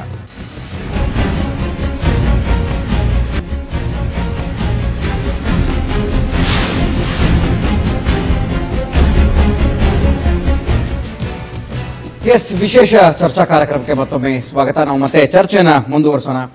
ನಾಡವರು ಆಗ್ಲೇ ಹೇಳ್ತಾ ಇದ್ರಿ, 169 ಬಾರಿ ಅದು ಅತ್ಯಾಚಾರ ನಡೆದ್ರೆ ಅದನ್ನ ಅತ್ಯಾಚಾರ ಅಂತ ಹೇಗೆ ಸಾಧ್ಯ ಅನ್ನೋದು. ಅಂದ್ರೆ ಅತ್ಯಾಚಾರ ನಡೆದಿದೆ ಅನ್ನುವಂಥದ್ದಾದ್ರೆ ಎಲ್ಲೋ ಕಾಣದ ಪ್ರದೇಶದಲ್ಲಿ ಅಥವಾ ಒಂದು ನಿರ್ಬಂಧಿತ ಪ್ರದೇಶದಲ್ಲಿ ನಡೆಸಿದ್ರೆ ಅದು ಅತ್ಯಾಚಾರ ಆಗುತ್ತೆ, ಅಥವಾ ಇಲ್ಲಿ ಮಠದಲ್ಲಿ ಸಾಕಷ್ಟು ಬಾರಿ ಅಥವಾ ಎಲ್ಲೋ ಹೊರಗಡೆ ಹೋದಾಗಲೂ ಕೂಡ ನಡೆದಿದೆ ಅನ್ನುವಂಥದ್ದು. ಸೊ ಈ ಒಂದು ಕೋರ್ಟ್ ಈ ಒಂದು ವಿಷಯವನ್ನು ಕೂಡ ಪರಿಗಣಿಸುತ್ತೆ. ಆದ್ರೆ ಇದನ್ನ ಅತ್ಯಾಚಾರ ಅಲ್ಲ ಅನ್ನುವಂಥದ್ದಾದ್ರೆ ಸೊ ಮುಂದೆ ಏನು ಅನ್ನುವಂಥದ್ದು ಕೂಡ. ಈಗ ನೋಡಿ, ಪ್ರಶ್ನೆ ಎರಡೇ. ಅತ್ಯಾಚಾರ ಅಂತ ಹೇಳಿದ್ರೆ ಎರಡೇ ಇದೆ, ಒಂದು ಒಪ್ಪಿಗೆಯಿಂದ, ಇನ್ನೊಂದು ಒಪ್ಪಿಗೆ ಇಲ್ಲದೆ. ಒಪ್ಪಿಗೆ ಅಂತ ಬಂದಾಗ ಅದನ್ನ ಒಂದು ಇಲ್ಲಿಗಲ್ ಇಂಟಿಮೆಸಿಯಲ್ಲಿ ಅದನ್ನ ಹೇಳ್ತಾ ಇದ್ದಾರೆ, ಅದನ್ನ ನಡ್ಸ್ಕೊಂಡು ಹೋಗ್ಬೋದು. ಯಾವ್ದಾದ್ರು ಬಲಾತ್ಕಾರ ಹೇರಿ ಅತ್ಯಾಚಾರ ಮಾಡಿದ್ರೆ ಅದು ಅಪರಾಧ ಆಗ್ತದೆ, ಅದು ಘೋರ ಅಪರಾಧ ಆಗ್ತದೆ. ಈಗಂತೂ ನಿರ್ಭಯ ಕೇಸ್ ಬಂದ ಮೇಲೆ ಸಾಕಷ್ಟು IPC CRPCಗಳಿಗೆ ಎವಿಡೆನ್ಸ್ ಆಕ್ಟ್ಗಳಿಗೆಲ್ಲ ಸಾಕಷ್ಟು ತಿದ್ದುಪಡಿಯನ್ನು ಕೇಂದ್ರ ಸರ್ಕಾರ ಮಾಡಿದ್ದಾರೆ ಅದರಲ್ಲಿ. ಈಗ ಇದರಲ್ಲಿ ಅವರು ಯಾವ ಕಾರಣಕ್ಕಾಗಿ ಈ ರೀತಿ ನಡ್ಕೊಂಡು ಹೋಗ್ಬೇಕಾಗಿತ್ತು ಅಂತ ಹೇಳೋ ವಿಚಾರದಲ್ಲಿ ಅವರ ಕಂಪ್ಲೇಂಟ್ ಪ್ರಕಾರ ಅವ್ರು ಹೇಳ್ತಿದ್ದಾರೆ, ನನಗೆ ಭಯ ಹುಟ್ಟಿಸಿ ಮಾಡ್ಕೊಂಡಿದ್ದಾರೆ, ಭಯ ಹುಟ್ಟಿಸಿ ಮಾಡಿದ್ರು. ಮತ್ತು ನಾನು ರಾಮನ ಭಕ್ತರಾಗಿದ್ದ ಕಾರಣದಿಂದಾಗಿ ನಾನೇ ರಾಮನ ಅವತಾರ ಅಂತ ಹೇಳ್ಕೊಂಡು ಯೂಸ್ ಮಾಡಿದ್ರು. ಆ ಸ್ಟೇಟ್ಮೆಂಟ್ ಗಳೆಲ್ಲ 164 ಅಂತ ಹೇಳಿ ಸ್ವಯಂ ಹೇಳಿಕೆಯನ್ನ ಜಡ್ಜಿ ಮುಂದ್ಗಡೆ ಹೇಳ್ತಾರೆ, ಸಪರೇಟ್ ಆಗಿ ಹೇಳ್ತಾರೆ. ಅದನ್ನು ರೆಕಾರ್ಡ್ ಆಗಿದೆ. ಆ ರೆಕಾರ್ಡ್ ನಲ್ಲಿ ಈ ವಿಚಾರಗಳನ್ನ ಹೇಳ್ಕೊಂಡು ಬಂದಿದ್ದಾರೆ.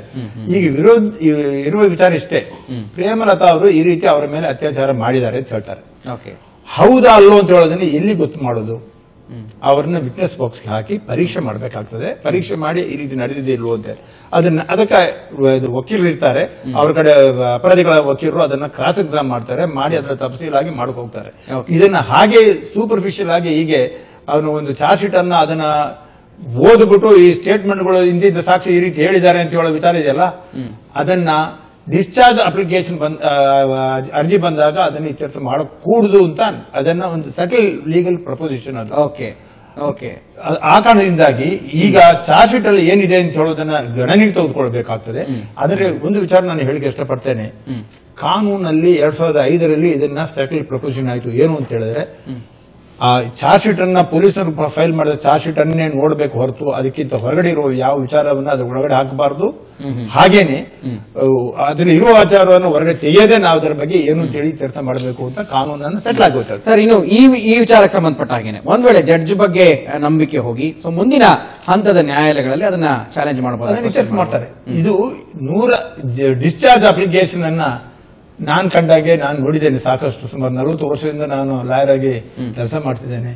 4 ಪೇಜ್ 5 ಪೇಜ್ ಒಳಗಡೆ ಮುಗಿಬೇಕು. ಕಾರಣ ಅಂದ್ರೆ ಅದನ್ನ ಔಟ್ಲುಕ್ ಅಲ್ಲಿ ನೋಡಿ ಪ್ರೈಮಾ ಫೇಸಿ ಕೇಸ್ ಇದೆಯಾ ಇಲ್ಲೋ ಅಂತ ಹೇಳೋದನ್ನ ಇತ್ಯರ್ಥ ಮಾಡಬೇಕು. ಇದು ಜಡ್ಜ್ಮೆಂಟ್, ಇದು ಡಿಸ್ಚಾರ್ಜ್ ಅಲ್ಲಿ 117 ಪೇಜ್ ಬರೆದರೆ ಎಲ್ಲ ಕುಲಂಕುಷವಾಗಿ ಒಬ್ಬೊಬ್ಬರ ಸಾಕ್ಷಿಗಳು ಈ ರೀತಿ ಹೇಳಿದ್ದಾರೆ, ಈ ದಾಖಲೆಗಳು ಈ ರೀತಿ ಹೇಳ್ತದೆ ಅಂತೆಲ್ಲ ಡಿಸ್ಕಸ್ ಮಾಡಕ್ ಹೋದ್ರೆ ಈಗ ನಮ್ಮ 176 ಅತ್ಯಾಚಾರದ ಕೇಸ್ಗಳೆಲ್ಲ ಬಿಡುಗಡೆ ಆಗ್ಬೇಕು ವಿತೌಟ್ ಟ್ರಯಲ್. ಆ ಕಾರಣದಿಂದ ಇದನ್ನು ಕುಲಂಕುಷವಾಗಿ ಆಗ್ಬೇಕಾಗಿದ್ದು ಅಲ್ಲಿ. ನಾನು ಅವರಿಗೆ ಸ್ವಾಮಿಗಳಿಗೆ ವಿರುದ್ಧವಾಗಿ ಮಾತಾಡ್ತೀನಿ ಅಥವಾ ಇವ್ರಿಗೆ ಪರವಾಗಿ ಮಾತಾಡ್ತೀನಿ ಖಂಡಿತ ಹೇಳ್ತಾ ಇಲ್ಲ. ಕಾನೂನು ಪರಿಮಿತಿ ಒಳಗಡೆ ಹೇಗೆ ಬರ್ತದೆ ಅಂತ ಹೇಳೋ ವಿಚಾರವನ್ನು ಹೇಳ್ತೇನೆ. ನಾಳೆ ನಾನು ಇನ್ನೊಬ್ಬರಿಗೆ ಇಂಥ ಸಂದರ್ಭದಲ್ಲಿ ಬಂದಾಗ ನಾನು ಲಾಯರ್ ಆಗಿ ವಾದ ಮಾಡಬಹುದು. ನಾಳೆ ಆ ವಿಚಾರಕ್ಕೆ ಬಂದಲ್ಲಿ ಇದನ್ನು ಯಾವ್ದೆಲ್ಲ ಪರಿಮಿತಿ ತಗೊಳ್ಬೇಕು ಅಂತ ನಾನು ಇದನ್ನ ಪೂರ್ತಿ ಓದಿ ನೋಡಿದಾಗ ಅಲ್ಲಿ ಸಾಕಷ್ಟು ವಿಚಾರಗಳು ಈಗ ಅವರು ದುಡ್ಡು ಡಿಮ್ಯಾಂಡ್ ಮಾಡಿದ್ರು ಅಂತ ಹೇಳೋ ವಿಚಾರನ ಚಾರ್ಜ್ ಶೀಟ್ ನಲ್ಲಿ ಪೊಲೀಸರು ಫೈಲ್ ಮಾಡದೆ ಇದ್ರೂ ಸಹ ಮಾಡಿರಲಿಲ್ಲ. ಈಗ ಈ ಆರ್ಡರ್ ಹೆಂಗ್ ಬಂತು? ಅದು ಡಿಫೆನ್ಸ್ ವರ್ಷನ್ ಹೇಳ್ತಾರಲ್ಲ, ಅಪರಾಧಿಗಳ ವರ್ಷನ್ ಅನ್ನ ಈಗ ಅದರಲ್ಲಿ ಡಿಸ್ಕಸ್ ಮಾಡಕೂಡುದು. ಮೊದಲು 1998ರಲ್ಲಿ ಸತೀಶ್ ಮೆಹ್ರಾ ಅಂತ ಒಂದು ಮತ್ತೆ ನನ್ನ ಬಗ್ಗೆ ಮಾತಾಡ್ತೀನಿ. ಇನ್ನು ಅರುಣ್ ಶ್ಯಾಮ್ ಅವರೇ, ಸೊ ಈ ಒಂದು ಆದೇಶ ಬಂದಿದೆ ಈಗಾಗಲೇ ಸೆಷನ್ಸ್ ಕೋರ್ಟ್ ನಲ್ಲಿ. ಸೊ ಈಗ ಅರುಣ್ ಶ್ಯಾಮ್ ಅವರೇ, ಸೊ ಎಂಥದ್ದು ಶಂಕರ್ ಹೆಗಡೆ ಅವರು ಅದರ ಬಗ್ಗೆ ಹೇಳ್ತಾ ಇದ್ದಂತೆ ಈಗ ಸಾಕಷ್ಟು ಸೆಲೆಬ್ರೇಷನ್ಸ್ ಕೂಡ ಮಾಡ್ತಾ ಇದ್ದಾರೆ. ಸೊ ಅದಕ್ಕೂ ಕೂಡ ವಿರೋಧವನ್ನು ವ್ಯಕ್ತಪಡಿಸಿದೆ. ಒಟ್ಟಾರೆಯಾಗಿ ಈ ಒಂದು ಆದೇಶವನ್ನ ಗಮನಿಸಿಕೊಳ್ತಾ ಇದ್ದಾರೆ. ಸೊ ಏನ್ ಹೇಳ್ತೀರಿ, ನಿಮ್ಮ ಒಂದು ಅನಿಸಿಕೆ ಇದರ ಬಗ್ಗೆ ಅಂತ? ಅದ್ರ ಬಗ್ಗೆ ಇನ್ನೊಮ್ಮೆ ಹೇಳಿ. ಸೊ ಈಗಾಗಲೇ ಆದೇಶಗಳು ಏನು ಬಂದಿದೆ, ಸೊ ಅದ್ರ ಬಗ್ಗೆ ನೀವೇನ್ ಹೇಳ್ತೀರಿ? ಯಾಕೆಂತಂದ್ರೆ ಈಗ ಆದೇಶ ಬಂದಿದೆ ಅದ್ರ ಪರವಾಗಿ, ಸೊ ಇದು ಇಲ್ಲಿಗೆ ಮುಗಿಯುತ್ತಾ ಅಥವಾ ಬೇರೆ ಏನಾದರೂ ಆಗುತ್ತಾ ಅನ್ನುವಂಥದ್ದು? ನೋಡಿ, ಇದಕ್ಕೆ ಇಲ್ಲಿಗೆ ಮುಗಿಯುವುದಿಲ್ಲ ಅಂತ ಹೇಳಿ ಈಗಾಗಲೇ ನಾರಾಯಣವರು ಹೇಳಿದ್ದಾರೆ. ಮತ್ತೆ ದಿವಾಕರ್ ಶಾಸ್ತ್ರಿ ಅವರು ತಮ್ಮ ಟ್ವೀಟ್ ಮೂಲಕ, ಮೆಸೇಜ್ಗಳ ಮೂಲಕ ಈಗಾಗಲೇ ಜಗತ್ತಿಗೆ ಸಾರಿ ಹೇಳಿದ್ದಾರೆ. ಮತ್ತೆ ಇದೊಂದು ನಾರ್ಮಲ್ ಕೋರ್ಸ್ ತಿಳಿತಲ್ಲ, ಮುಂದೆ ಹೋಗೇ ಹೋಗುತ್ತೆ. ಆದ್ರೆ ಮುಖ್ಯ ವಿಷಯಗಳು ಏನು? ನೀವು ಇವತ್ತಿನ ಚರ್ಚೆ ವಿಷಯ ಅಂದ್ರೆ 2 ವಿಷಯಗಳನ್ನು ನೋಡಬೇಕು. ಮೊದಲನೇದು, ನಾಣಯ್ಯನವರು ಕರೆಕ್ಟ್ ಆಗಿ ಹೇಳಿದಾಗೆ ಹಿರಿಯ ವಕೀಲರಿದ್ದಾರೆ, ಕಾನೂನಿನ ಚೌಕಟ್ಟಿಗೆ ಒಳಗಾಗಿ ಇದು ಒಂದು ವಾದ ವಿವಾದಗಳು ಏನು ಅನ್ನುವುದನ್ನ ಜನತೆಗೆ ತೋರಿಸುವಂತಹದ್ದು ಉದ್ದೇಶವ ಇಲ್ಲ ಇದಕ್ಕೆ ಮತ್ತೊಂದು ಮಜಲು ಅಂತ ಏನಿರ್ತದೆ, ಆ ಜಡ್ಜ್ಮೆಂಟ್ ನಲ್ಲಿ, ತೀರ್ಪಿನಲ್ಲಿ ಏನು ಓರೆಕೋರೆಗಳಿವೆ ಅದರ ಮೂಲಕವಾಗಿ ಗುರುಗಳನ್ನ ಆ ಒಂದು ಏನು ನೀವು ಮಠಾಧಿಪತಿಗಳು ಹೇಳಬಹುದು, ಗುರು ನೀವು ಏನು ಶಬ್ದ ಹೇಳ್ತೀರಿ ನಮಗೆ ಗೊತ್ತಿಲ್ಲ. ಆ ಯಾವುದೇ ಒಂದು ಸ್ಥಾನದಲ್ಲಿರುವವರನ್ನ ಸ್ಥಾನದಲ್ಲಿ ಇಳಿಸುವ ಉದ್ದೇಶದ ಬಗ್ಗೆ ಮಾತುಕತೆನ ಚರ್ಚೆನ ಅನ್ನೋದು ಗೊತ್ತಾಗಬೇಕು. ಅಂದ್ರೆ ಸಭಿಕರಿಗೆ, ಶ್ರೋತೃಗಳಿಗೆ ಪ್ರತಿಯೊಬ್ರು ಇವತ್ತಿನ ಸಂವಾದದ ಅಥವಾ ಇವತ್ತಿನ ಚರ್ಚೆಯ ಉದ್ದೇಶ ಏನು, ಕಾನೂನಾತ್ಮಕವಾಗಿ ಹೇಳಬೇಕು ಅಂದ್ರೆ ನಾಣಯ್ಯ ಅವರು ಹೇಳಿದಾಗೆ ನಮ್ಗೆ ಚಾರ್ಜ್ ಶೀಟ್ ಮಟೀರಿಯಲ್ ಇದೆ. Charge sheet material Honnavar case ಬಗ್ಗೆ ಉಲ್ಲೇಖ ಇದೆ. ಉಲ್ಲೇಖ ಇಲ್ಲ ಅಂತ ಅವರಿಗೆ ಅಭಿಪ್ರಾಯ ಆಗಿತ್ತು. ಯಾಕೆಂದ್ರೆ ಅವ್ರು ಹೇಳಿದಾಗೆ ಮೊದಲು ಅವರು ಅವರ ಪರವಾಗಿ ಒಂದ್ಸಲ ಭಾಗವಹಿಸಿದ್ರು, ಆದ್ರೆ ಈಗ ಮುಂದುವರಿಯುತ್ತೋ ಇಲ್ಲೋ ಗೊತ್ತಿಲ್ಲ. ಚಾರ್ಜ್ ಶೀಟಿನ ಸಮಸ್ತ ದಾಖಲಾತಿಯನ್ನು ಅವರಿಗೆ ಕೊಡ್ಲಿಲ್ಲ. ಅದೇ ಪ್ರಕಾರವಾಗಿ ಪೂರ್ಣ ಹೊತ್ತಿಗೆಯನ್ನ ಅದು ಇವರ ಕೈಯಲ್ಲೂ ಸಹ ಕೊಡ್ಲಿಲ್ಲ. ಹಾಗಾಗಿ ಇವತ್ತಿನ ಪಾರ್ಟಿಸಿಪೆಂಟ್ಸ್ಗೆ ಈಗೇನಾಗುತ್ತೆ, ನಾನು ಏನಾದ್ರೂ ಹೇಳಿದ್ರೆ ಸಂಪೂರ್ಣವಾಗಿ ಈ ಕೇಸಿನ ಹೊರಗೆ ಗೊತ್ತಿರುವಂತವ್ ನಾನು ಇವಾಗ ನನ್ನ ಹತ್ರ ಈಗ ಅವರಿಗೆ ನೀವು ಮಟೀರಿಯಲ್ ಅನ್ನು ಕೊಡದೆ ಅವರಿಗೆ ಒಂದು ಆರ್ಗ್ಯೂ ಮಾಡುವ ಅಥವಾ ಕೇಳಿ ಅಂದ್ರೆ ಅವ್ರಿಗೆ ಏನ್ ಹೇಳಲಿಕ್ಕೆ ಸಾಧ್ಯ ಇದೆ? ಈಗ ನಾನು ಏನಾದ್ರೂ ಅವರಂತ ಹೇಳಿ ತೋರಿಸಿದ್ರೆ ನಿಮ್ಗೆ ಏನ್ ಕಾಣುತ್ತೆ? ಈಗ ಬೇಸರ ಆಗುತ್ತೆ. ಏನು ನೋಡಿ, ತಕ್ಷಣ ಹೇಳ್ಬಿಟ್ರು ನಾರಾಯಣವರು ಅದು ಇಲ್ಲ ಮಟೀರಿಯಲ್ ಅಂದ್ರು, ಇವರು ಮಟೀರಿಯಲ್ ಇದೆ ಪೇಜ್ ನಂಬರ್ ನೋಡಿ ಅಂತ ತೋರಿಸ್ತಾರೆ. ಯಾಕೆಂದ್ರೆ ನಾನು ವಿವಿಧ ಮಜಲುಗಳನ್ನು ಓದಿ ತಿಳ್ಕೊಂಡಿದ್ದೀನಿ. ಚರ್ಚೆಗೆ ಬರುವ ಮೊದಲು ಅವರಿಗೂ ನೀವು ಎಲ್ಲಾ ದಾಖಲಾತಿಯನ್ನು ಒದಗಿಸಿದ್ರೆ, ಅವರದನ್ನು ನೋಡಿದ್ರೆ ಅವರು ಸಂಪೂರ್ಣವಾಗಿ ತಯಾರಾಗಿ ಹೇಳಬಹುದಾಗಿತ್ತು. ಈಗ ನೋಡಿ, ಎರಡೇ ವಿಷಯಗಳನ್ನು ಹೇಳ್ತೇನೆ, ಅವ್ರು ಕೇಳಿದ್ದಕ್ಕೆ ಹೇಳ್ತೇನೆ, ಶ್ರೋತೃಗಳಿಗೆ ಗೊತ್ತಾಗ್ಲಿ ಅಂತ. 2005ರಲ್ಲಿ ಕೇಸ್ ಬಂದಿದ್ದು ಹೌದು, ಆದ್ರೆ 2014ರಲ್ಲಿ ಆ ಕೇಸ್ ಲಾವನ್ನ ಬರೆದಿದ್ದಾರೆ. ಇದರಲ್ಲಿ 2014ರ ಹರ್ಷೇಂದ್ರ ಕುಮಾರ್ ಕೇಸ್ ಲಾ, ಇದರಲ್ಲಿ ಏನ್ ಹೇಳಿದ್ರು?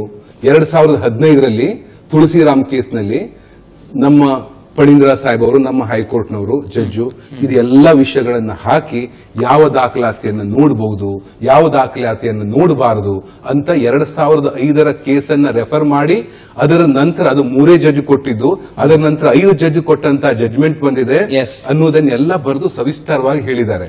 ಒಂದೇ ವಿಷಯ ಹೇಳಲಿಕ್ಕೆ ಬಯಸ್ತೇನೆ, ತೀರ್ಪಿನಲ್ಲಿ ಸ್ಪಷ್ಟವಾಗಿ 5 ಮಜಲುಗಳ ಮೇಲೆ ಸಂಪೂರ್ಣ ತೀರ್ಪನ್ನ ಆಧಾರವಾಗಿ ಇಟ್ಕೊಂಡಿದೆ. ಅದ್ರ ಬಗ್ಗೆ ಒಂದು ಚಿಕ್ಕ ಚರ್ಚೆ ನಂತರ ಮಾತನಾಡೋಣ.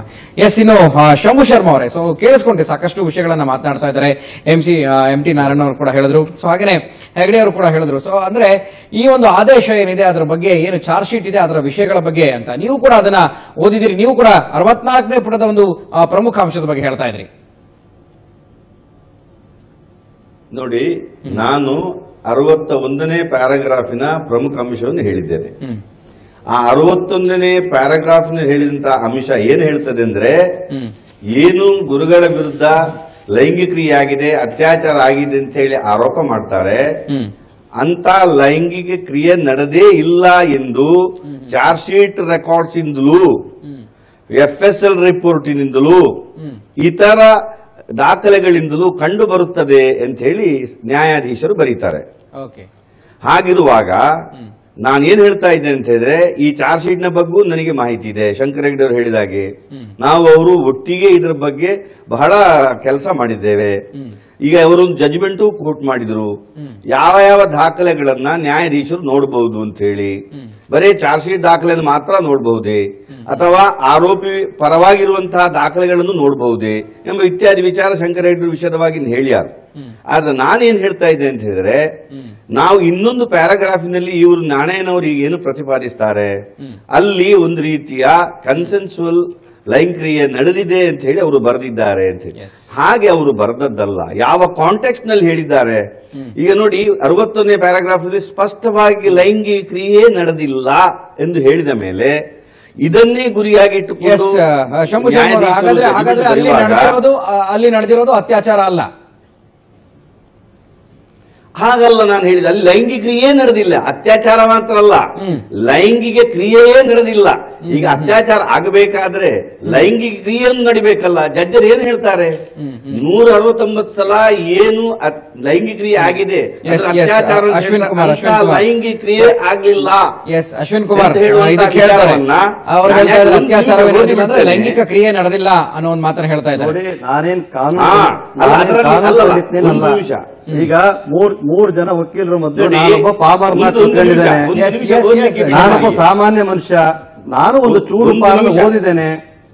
ಆದ್ರೆ ಇಲ್ಲಿ ಒಂದು ಕಡೆ ಪೇಜ್ ನಂಬರ್ ಒಂದು ನಿಮಿಷ ನಾನು 85 ಒಂದು ಪ್ಯಾರಾ ನಿಮಿಷ ನಂಬರ್ ಒಂದು 82 Yes, yes. ಶಂಭು ಶರ್ಮರ ಏನು ನಿಮ್ದು ನೀವು ಒಬ್ಬರೇ ಮಾತಾಡಿದರೆ ಪೂರ್ತಿ ನೀವೇ ಮಾತಾಡ್ಬಿಡಿ. ದಯವಿಟ್ಟು ಟಿವಿ ಅವ್ರ ಹತ್ರ ವಿನಂತಿಯನ್ನು ಮಾಡ್ತೇನೆ. ಒಂದು ದಿವಸ 1 ಗಂಟೆ Yes, ನೀವೇ ಅವಕಾಶ ಮಾಡ್ಕೊಡ್ಲಿಕ್ಕೆ ನಾನು ನಿಮ್ಮ ಪರವಾಗಿ ರಿಕ್ವೆಸ್ಟ್ ಆಯ್ತು ಅಶ್ವಿನ್ ಶರ್ಮಾರ ಮುಂದುವರಿಸಿ ಹೇಳಿ. ಒಂದೇ ನಿಮಿಷ ಹೇಳಿ. ಒಂದು ನಿಮಿಷ ನಾನು ಇದನ್ನು ಓದಿ ಬಿಡ್ತೇನೆ.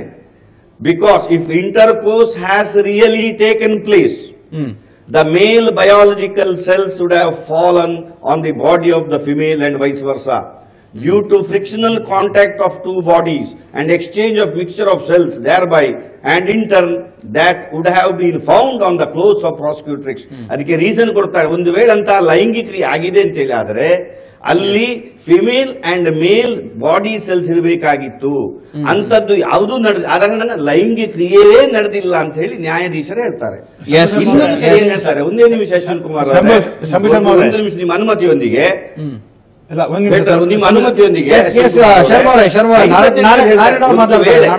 ಅಲ್ಲ, ಎರಡು ವಿಚಾರ ದಯವಿಟ್ಟು ಈಗ ಓದಿದ್ರಲ್ಲ ಅದನ್ನ ಡಿಸ್ಚಾರ್ಜ್ ಅಪ್ಲಿಕೇಶನ್ ಅಲ್ಲಿ ಜಡ್ಜು ಬರಿಬಹುದಾ, ಅಲ್ಲ ಆರ್ಡರ್ ಅಲ್ಲಿ ಬರಿಬಹುದಾ, ಬರೀಲಿಕ್ಕೆ ಆಗದ ವಿಚಾರ ಒಂದು ಮಾತಾಡಿ ಸ್ವಾಮಿ. ಡಿಸ್ಚಾರ್ಜ್ ಇದರಲ್ಲಿ ಅಪ್ಲಿಕೇಶನ್ ಅಲ್ಲಿ ಬರಿಬಹುದು. ಯಾಕೆ ಆದೇಶದಲ್ಲಿ ಅಂತ ಹೇಳಿದ್ರೆ ನ್ಯಾಯಾಧೀಶರು ಇದನ್ನು FSL ರಿಪೋರ್ಟ್ ಅನ್ನ ಆಧಾರ ಇಟ್ಟುಕೊಂಡು ಬರೆದಿದ್ದಾರೆ. ಒಟ್ಟಾರೆ ಏನು ಆಲೋಚನೆ ಮಾಡದೆ, ಏನು ಆಧಾರ ಇಲ್ಲದೆ ಬರೆದಿಲ್ಲ. ತಾವು ದಯವಿಟ್ಟು ಅದು ಚಾರ್ಜ್ ಶೀಟ್ ಪಾರ್ಟ್ ಅಲ್ವದು FSL report part of charge sheet ಅಲ್ವಾ? ಒಂದು ನಿಮಿಷ ಆ ವಿಚಾರವನ್ನ ಡಿಸ್ಚಾರ್ಜ್ ಕಾಲದಲ್ಲಿ ಅಂದ್ರೆ ಇದರಲ್ಲಿ ಬಿಡಿ, ಯಾವ್ದ್ರಲ್ಲಿ ಫೈನಲ್ ಆರ್ಡರ್ ಅಲ್ಲಿ ಬರೀಬಹುದು, ಡಿಸ್ಚಾರ್ಜ್ ಕಾಲದಲ್ಲಿ ಅದನ್ನು ಬರೀಬಹುದಾ ಅಂತ ನಿಮ್ಮನ್ನು ಒಂದು ಪ್ರಶ್ನೆ ಕೇಳಿದೆ. ಬರೀಬಹುದು ಅಂತ ಹೇಳಿದ್ರೆ ಬಿಟ್ಟು ಬಿಡಿ, ಹೌದು ಅಂತ ನಾನು ಒಪ್ತೇನೆ. ನೋಡಿ ಮೇಲ್ನೋಟಕ್ಕೆ ಕಾಣುವಂತ ಹೇಳ್ತೇನೆ ಮೇಲ್ನೋಟಕ್ಕೆ ಏನು ಕಾಣ್ತದೆ ಅನಾಮಲಿ ಕೋರ್ಟಿಗೆ. ಈಗ ನೋಡಿ, ಪ್ರೈಮಾ ಫೇಸಿ ಕೇಸ್ ಒಂದು ಬೇಕಲ್ಲ, ಯಾವುದೇ ಒಂದು ಚಾರ್ಜ್ ಮಾಡಬೇಕಾದ್ರೆ ಪ್ರೈಮಾ ಫೇಸಿ ಮೆಟೀರಿಯಲ್ ಬೇಕು. ಪ್ರೈಮಾ ಫೇಸ್ ಮೆಟೀರಿಯಲ್ ಇದೆಯೋ ಇಲ್ವೋ ಎಂಬ ವಿಚಾರವನ್ನ ಸೂಕ್ಷ್ಮವಾಗಿ ನ್ಯಾಯಾಲಯ ಗಮನಿಸಿದಾಗ ಈ ವಿಚಾರವನ್ನ ಚಾರ್ಜ್ ಶೀಟ್ ರೆಕಾರ್ಡ್ನೆಲ್ಲ ಓದಬೇಕು. ಚಾರ್ಜ್ ಶೀಟ್ ರೆಕಾರ್ಡ್ ಅನ್ನು ಓದದೆ, ಸ್ಟೇಟ್ಮೆಂಟ್ಗಳನ್ನು ನೋಡದೆ, FSL ರಿಪೋರ್ಟ್ ನೋಡದೆ, ಏನೂ ದಾಖಲೆ ನೋಡದೆ ಚಾರ್ಜ್ ಶೀಟ್ ಫೈಲ್ ಮಾಡಿದ ಮೇಲೆ ಚಾರ್ಜ್ ಮಾಡ್ಲಿಕ್ಕೆ ಆಗುತ್ತಾ? ನಿಮಗೆ ಗೊತ್ತಿದೆ ಚಾರ್ಜ್ ಪೇ ಮಾಡ್ಲಿಕ್ಕೆ ಏನೇನು ಅಂಶಗಳು ಬೇಕು ಅಂತ ಹೇಳಿ, ಹೌದಲ್ವೋ? ಅಲ್ಲಿ ಅಂಶಗಳೇ ಇಲ್ಲ ಅಂತ ಹೇಳಿ, ಆದರೆ ಲೈಂಗಿಕ ಕ್ರಿಯೆಗೆ ಅಲ್ಲಿ ಅಂಶಗಳು ಕಾಣ್ತಾ ಇಲ್ಲ ಅಂತ ಹೇಳಿ ಜಡ್ಜರು ಚಾರ್ಜ್ ಶೀಟ್ ರೆಕಾರ್ಡ್ ಅನ್ನು ಉಲ್ಲೇಖಿಸಿ ಹೇಳ್ತಾ ಇದ್ದಾರೆ. ಅವ್ರು ಏನು ಎಕ್ಸ್ಟ್ರೇನಿಯಸ್ ಸರ್ಕಮ್ಸ್ಟೆನ್ಸಸ್ ಇಂದ ಹೇಳ್ತಾ ಇಲ್ಲ. ನೀವು ಪ್ಯಾರಾ 82 ಓದ್ಕೊಳ್ಳಿ, ಸ್ವಲ್ಪ ಹೊತ್ತು ಆದ್ಮೇಲೆ ನಿಮ್ಮನ್ನು ಕೇಳೋಣ. ಪ್ಯಾರಾ 82 ಪೇಜ್ 84 ಈಗಾಗಲೇ ಬಯಾಲಜಿಕಲ್ ಫ್ಯಾಕ್ಟರ್ಸ್ ಬಗ್ಗೆ ಹೇಳ್ತಾ ಇದ್ರೆ ಈ ಚಾರ್ಜ್ ಶೀಟ್ ವರದಿಯಲ್ಲಿ ಇದೆಲ್ಲ ಇದು ಇರುವಂತದ್ದು. ಕೋರ್ಟ್ ಇದನ್ನೆಲ್ಲ ಪರಿಗಣಿಸಿ ಈ ಒಂದು ಆದೇಶವನ್ನು ಕೊಟ್ಟಿದೆ. ಆದ್ರೆ ಈ ಒಂದು ಮಾತನ್ನ ಹೇಳ್ತಾ ಇದ್ದಾರೆ ಶರ್ಮಾ ಅವರು. ಆದ್ರೆ ಚರ್ಚೆನ ನಾವು ಮತ್ತೆ ಮುಂದುವರಿಸೋಣ. ಯಾಕಂತಂದ್ರೆ ಬಯಾಲಜಿಕಲ್ ಫ್ಯಾಕ್ಟರ್ಸ್ ಅನ್ನ ಕೂಡ ಪರಿಗಣನೆ ಮಾಡಿದ್ದಾರೆ. ಅದರ ಜೊತೆಗೆ ಎಲ್ಲ ಸಾಕ್ಷಿಗಳನ್ನು ಕೂಡ ಪರಿಗಣನೆ ಮಾಡಿದ್ದಾರೆ, ವರದಿಯನ್ನು ಕೂಡ ಸಿದ್ಧಪಡಿಸಿದ್ದಾರೆ. ಮತ್ತೆ ಇನ್ನು ಚರ್ಚೆನ ಮುಂದುವರಿಸಿದ ಚಿಕ್ಕದೊಂದು ವಿರಾಮದ ನಂತರ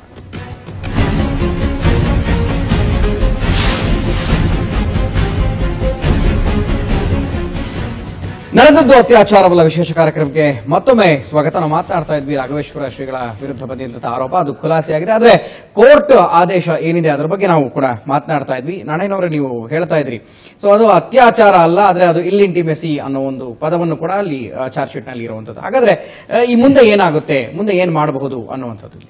ಇದರ ಮೇಲ್ ಮನವಿಯನ್ನು ಸಬ್ಮಿಟ್ ಮಾಡಿ ಇದರ ಬಗ್ಗೆ ಸರ್ಕಾರದವರು ಇದರ ಬಗ್ಗೆ ಹೋಗ್ತಾರೆ ನನ್ನ ಭಾವನೆ ಇದೆ. ಈ ಪ್ರೇಮಲತಾ ಅವರು ಹೋಗ್ತಾರೆ ಇದನ್ನು ಚಾಲೆಂಜ್ ಮಾಡಿಬಿಟ್ಟು. ಅವರ ಮೇಲೆ ಈಗ ವಿರೋಧ ವಿಚಾರ ಹೀಗಿದೆ. ಹಾಗಾದ್ರೆ ಒಂದು ಈ ಕಂಪ್ಲೇಂಟ್ ಸುಳ್ಳು ಇರಬೇಕು, ಇಲ್ಲ ಅಂದ್ರೆ ನಿಜವಾಗಿದೆ ಅಂತ ಹೇಳಿದ್ರೆ ಅದರ ಬಗ್ಗೆ ಈ ರೀತಿ ಆರ್ಡರ್ ಕೊಟ್ಬಿಟ್ಟು ಅವ್ರನ್ನ ಡಿಸ್ಚಾರ್ಜ್ ಮಾಡಕ್ಕಾಗಲ್ಲ. ಸುಳ್ಳು ಆದ್ರೆ ಇವ್ರ ಮೇಲೆ ಪ್ರಾಸಿಕ್ಯೂಟ್ ಮಾಡಬೇಕು. ನೀನು ಸುಳ್ಳು ಕಂಪ್ಲೇಂಟ್ ಕೊಟ್ಟಿದ್ಯಾ ಅಂತ ಹೇಳಿ ಈ ಅಧಿಕಾರ ಇದೆ ಸೆಷನ್ ಜಡ್ಜಿಗೆ. ನೀನು ಸುಳ್ಳು ಕಂಪ್ಲೇಂಟ್ ಕೊಟ್ಟಿದ್ಯಾ, ಈ ಕಾರಣಗಳಿಂದಾಗಿ, ಹಣದ ಆಸೆಯಿಂದಾಗಿ ಅಥವಾ ಅವ್ರನ್ನ ಪಟ್ಟದಿಂದ ಇಳಿಸುವ ಉದ್ದೇಶಕ್ಕಾಗಿ ನೀನು ಇದನ್ನು ಇದು ಮಾಡಿದ್ಯಾ ಅಂತ ಹೇಳಿ ಇದು ಪ್ಯಾರಾ 82 ಅಲ್ಲಿ ಇದರ ಬಗ್ಗೆ ಕುಲಂಕುಷವಾಗಿ ನೀಟಾಗಿ ಹೇಳಿದ್ದಾರೆ. ಇದು ಜನರಲ್ ಡಿಸ್ಕಷನ್ ಅಲ್ಲ, ಅದನ್ನು ಓದೋದು ಬಹಳ ಇಷ್ಟ, ಎಲ್ಲರಿಗೂ ಗೊತ್ತಾಗಿ ನೋಡಿ. ಇದು ಹೇಳ್ತಾರೆ 82 ಅಲ್ಲಿ page 84 para 82. The element of sex differentiates and takes different names relating to circumstances, place, etc.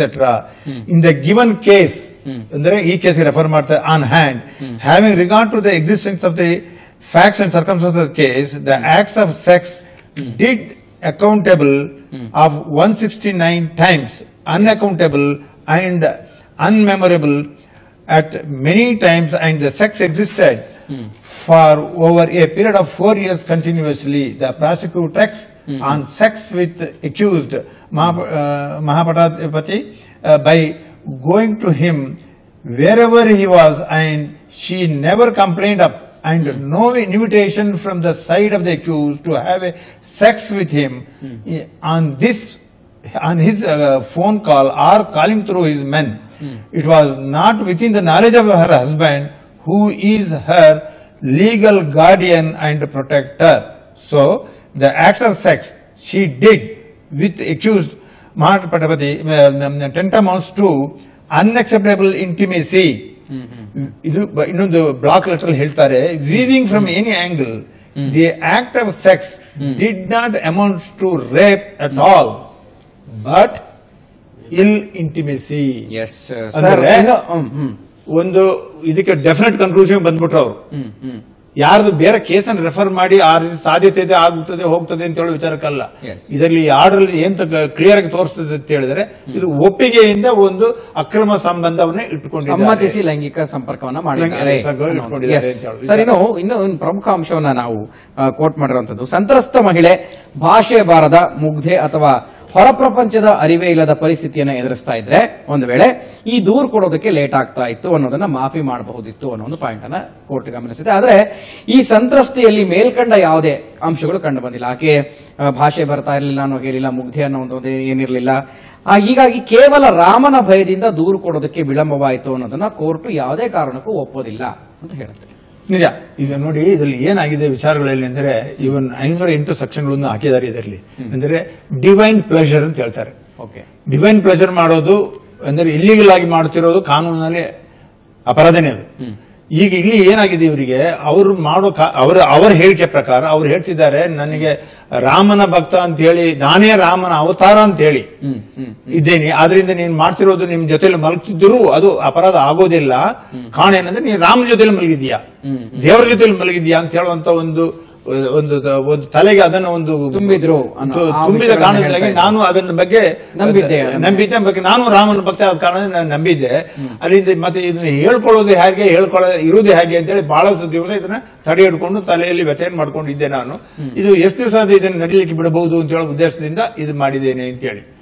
ಆ ಕಾರಣದಿಂದಾಗಿ ಅವರು ನಾನು ಹೇಳ್ತಾ ಇದ್ದೇನೆ.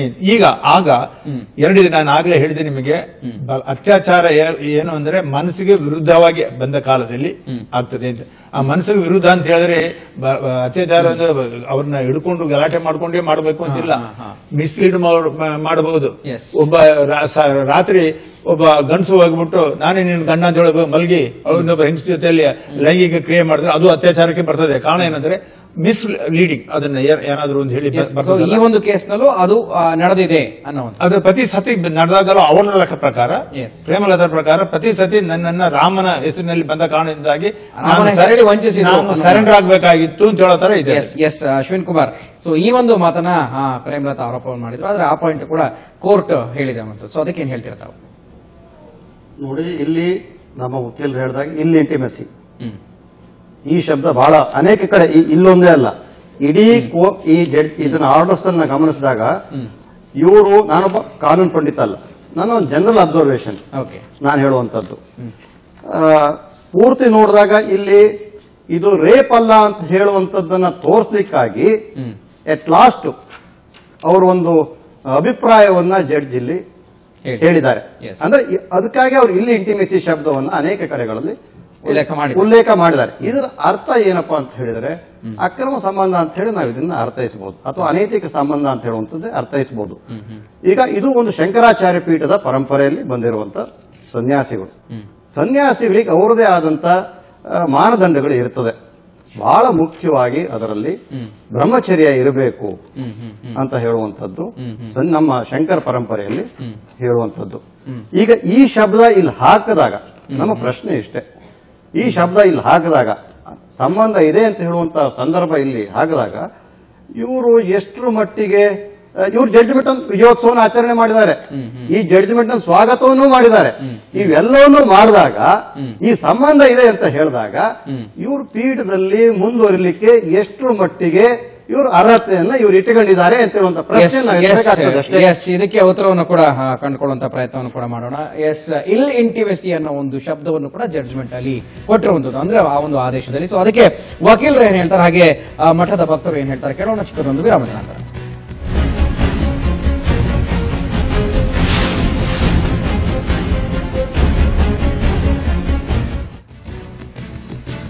ಚರ್ಚಾ ಕಾರ್ಯಕ್ರಮಕ್ಕೆ ಮತ್ತೊಮ್ಮೆ ಸ್ವಾಗತ. ಇನ್ನು ಶಂಕರ್ ಹೆಗಡೆ ಅವರು ಹೇಳ್ತಾ ಇದ್ರು, ಸೊ ಈ ಒಂದು ಏನು ಜಡ್ಜ್ಮೆಂಟ್ ಬಂದಿದೆ, ಸೊ ಅದರ ಸಂಪೂರ್ಣ ಪೂರ್ವಾಪರಗಳು ಗೊತ್ತಿರುವಂತದ್ದು.